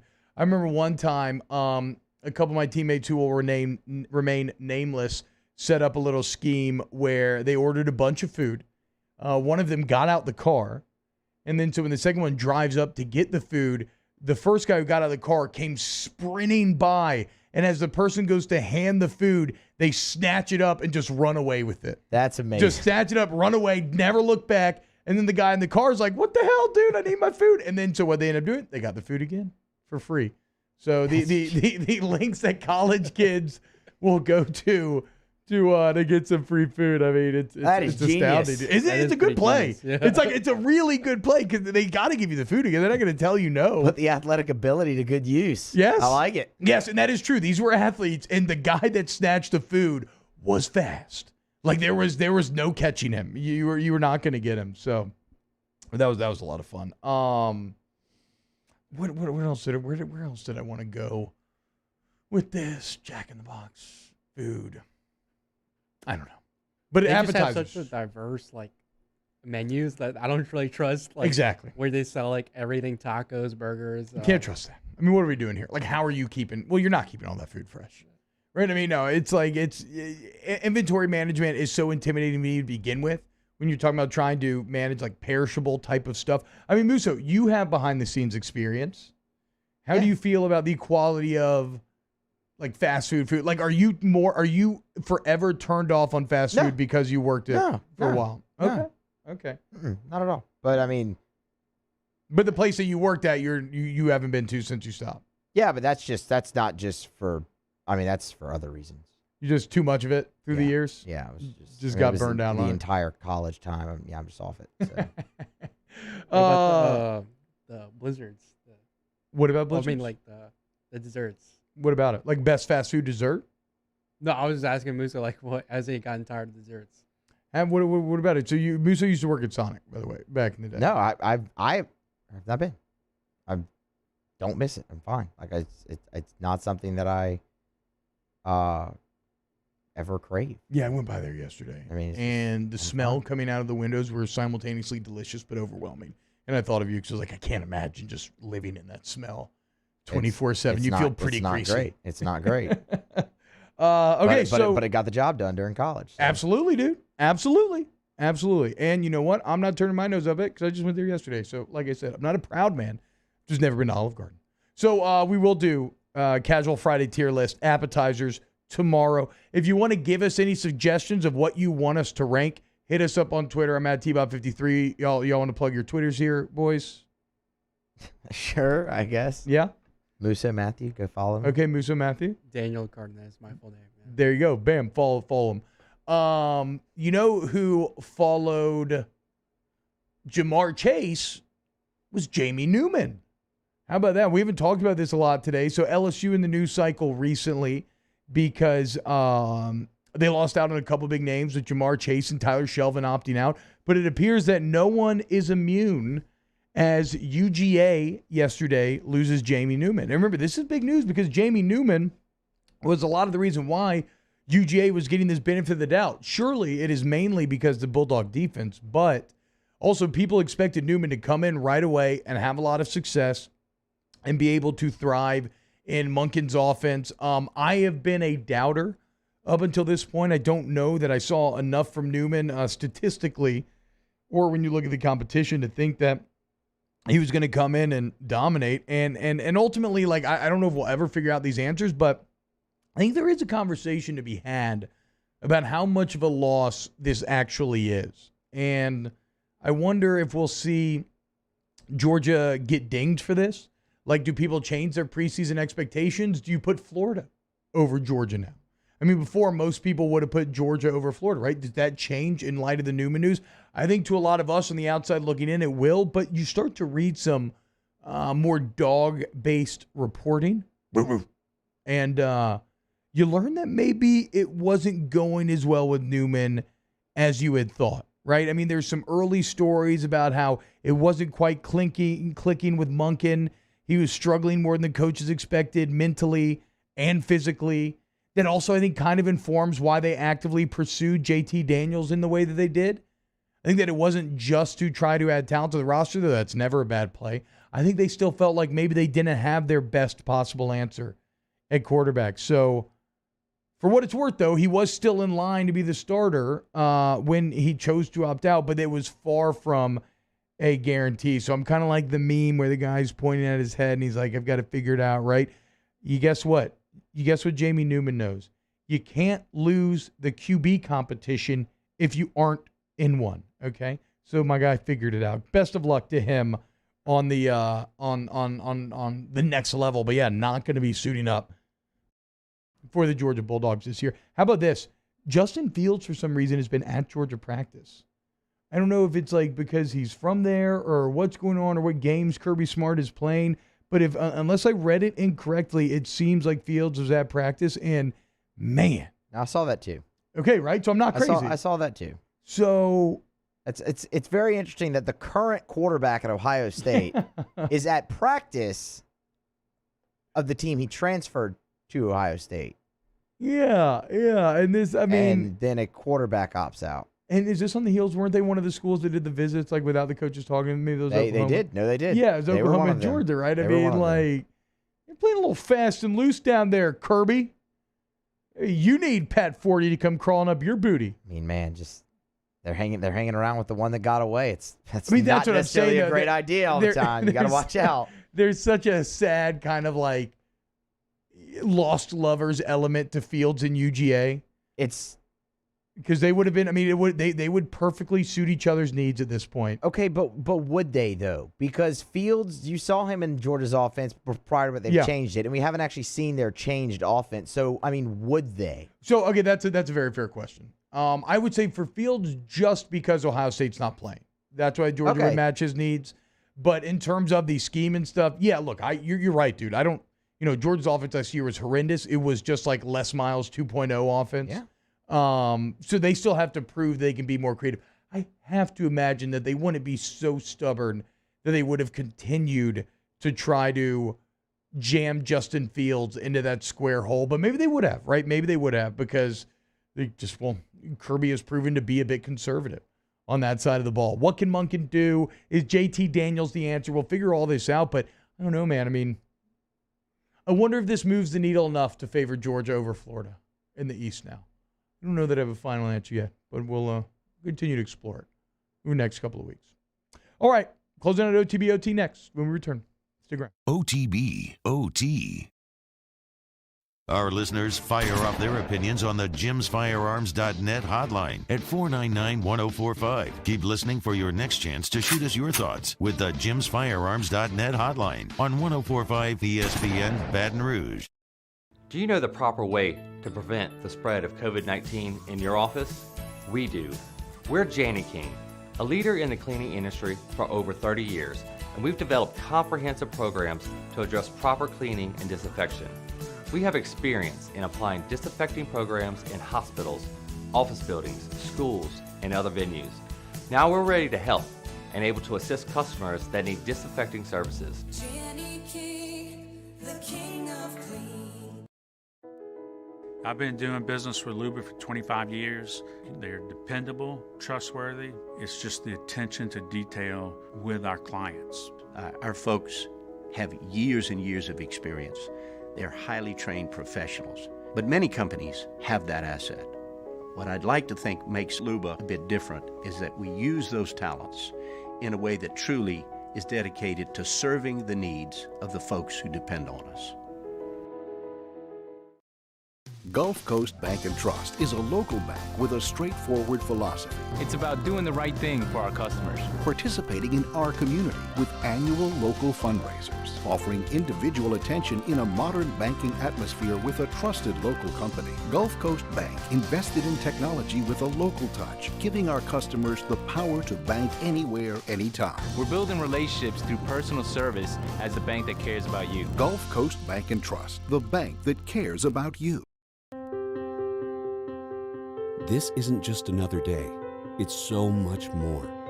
Kelly's life was put on hold when her auctioneer primary care doctor discovered a rare blood disorder. Her doctor connected her to an auctioneer care team of cancer, heart, and kidney specialists. With multiple primary care locations around Baton Rouge, same-day appointments, and online scheduling, we're relentless about keeping you healthy. Auctioneer Baton Rouge, innovating healthcare for Kelly. Are you a licensed contractor? There's lots of good contractors in Louisiana doing work the right way, but unfortunately, too many unlicensed contractors are working outside the licensing requirements. Working as a contractor in Louisiana requires a license for the company doing the work. The Louisiana State Licensing Board for Contractors wants to help you get licensed to allow you to conduct work legally. It's not difficult to get the license. We can help you. Go to lacontractor.org for more information. Licensed contractors, it's the law. ServiceMaster Elite create clean, disinfected work environments. As a local business, we take pride in serving the New Orleans and Baton Rouge areas. Our cleaning protocols follow CDC and OSHA standards for healthcare settings, offices, senior living, restaurants, and industrial plants. Contact ServiceMaster Elite to get your operation ready for reopening with germ disinfection cleaning. ServiceMaster Elite, the trusted choice in professional cleaning since 1996. To all of our heroes working on the front lines of this COVID-19 pandemic, your bravery and selflessness represent the very best of us, and we want to say thank you. I'm asking everyone around the state to join me in celebrating the heroism of our healthcare professionals on the 19th of every month at 1900 hours, that's 7 p.m. Write a note of appreciation, make plans to donate to charitable organizations, or say a prayer. To learn more, visit 19thanks.org. Thank you, and God bless. At All-Star Toyota, you get it all. If you're in the market for an all-new Toyota vehicle, come see our friendly and knowledgeable sales team at All-Star Toyota. Located in Baton Rouge at the corner of Airline and Goodwood, we've been serving our community since 2005 by offering a large selection of new Toyota cars, trucks, and SUVs. Get behind the wheel of your dream car and take a test drive at All-Star Toyota today. Yo, join us for a Thursday edition of Hanging with Hester and Hanny, presented by Richard's Honda from noon to 3. Hunt Palmer comes back in with us for an hour. We'll also have the return of Richard Dick Dixon. Join us on 104.5 ESPN Baton Rouge.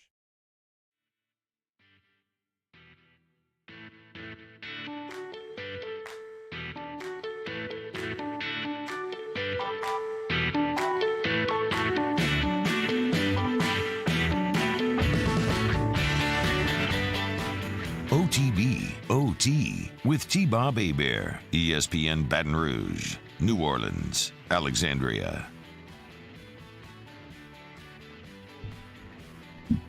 Danny's got my mouth watery right now. Your mom is your mom from Mexico? Yes. Originally? Yes. Born and raised. And so she makes her own homemade salsa? She grows her own peppers in the backyard. Oh, I just got goosebumps. I'm so fat. Yeah, she makes. That sounds amazing. She has like a bunch of ingredients that she puts in it. And she makes God, Danny, when are you going to bring us your mom's salsa, dude? It's really good. Come on. I eat it like every day. That's what I'm saying. Bring your boy a jar, dude. I love salsa of all kinds. I like spicy stuff. I'm down. It's all spurred by Danny saying a bit of a hot take here. Danny, if you want to speak about your hot sauce thoughts. I've never been a really big fan of your typical Tabasco or Crystal hot sauce because it adds no spice to me. I mean, that's me. The taste is all right, but I prefer something that actually is spicy. Yeah, you want a little heat. Yeah. I get it. I'm still feeling the heat from those jalapenos on that catfish last night. Jeez, I need the show to end. Welcome back, though. Yeah, Scott Dice in the huddle. I agree. Homemade salsa is incredible. Emil McClellan talking about spicy chicken sandwiches. I still got to have the Blue Oak sandwich one day. Whatever. I'm just going off a food tangent here. Let's close out the show talking a little basketball as I furiously flip through my notes here. What do I want to talk about basketball-wise? Oh, okay. Here it was. So Richard Jefferson, who I love and obviously knows way more about basketball than me, what's your reaction to this tweet? He tweeted last night or this morning that he believes that that Giannis is a Pippen. Okay, here it is. He tweeted, quote, Giannis might be a Pippen. There, I said it. He needs his Jordan. Okay, my problem with this is on multiple levels. First off, Jordan needed Pippen just as much, maybe not just as much, but Jordan needed Pippen to win championships. He told you in The Last Dance. He said it. He said I never won one without Scotty. Didn't win it till he got there. And then you won all of them together. And then he didn't win it when they broke up, right? So, like, yes, Jordan needed Pippen. So to call Giannis the Pippen in the equation is absurd to me. You're talking about a guy who is about to be a back-to-back MVP, who I think he's one of like 3 players ever to win both the MVP award and the Defensive Player of the Year award, much less doing it in the same year, like he likely will. So, like, I have no problem with saying that he needs someone else if he's going to win. But to call him the Pippen of the equation, I think it's the height of absurdity. He is the Jordan in this situation. He needs his Pippen. It doesn't look like Middleton's that guy. Although I also want to say this, right? Because I believe he's such a transcendent talent, he's hearing all these stories. He knows how disappointing last night's ending was. I mean, he is the person who he fouled him at the very end of the game, right? However you feel about the foul. I think Giannis is setting the stage for a dominant comeback here. And I could be wrong, but I just feel like a lot of people have made very declarative, closed book statements on Giannis Antetokounmpo. And it's like how quickly we forget how dominant he has been throughout this entire year. So I always trust talent to rise to the occasion. I think he's that MJ talent more than he is a Pippen type of talent. Like with that statement, Richard Jefferson, who can you bring in that is the Jordan? Because who has a better resume than what Giannis has done already? So I don't buy that. I also think Giannis is setting the stage for a big comeback here. Maybe I'm wrong, but shout out to Spoelstra, Riley, in the Heat. They just continue to overachieve. All right, this is OTBOT. Thank you so much for joining us today. Look forward to Casual Friday tomorrow, appetizer tier list. Huge thank you to everybody involved. Like, share it, everything else. Subscribe. That all really helps us, y'all. And huge thank you to Matthew Musso. Huge thank you to Danny Cardenas. And we'll see y'all tomorrow. OTBOT.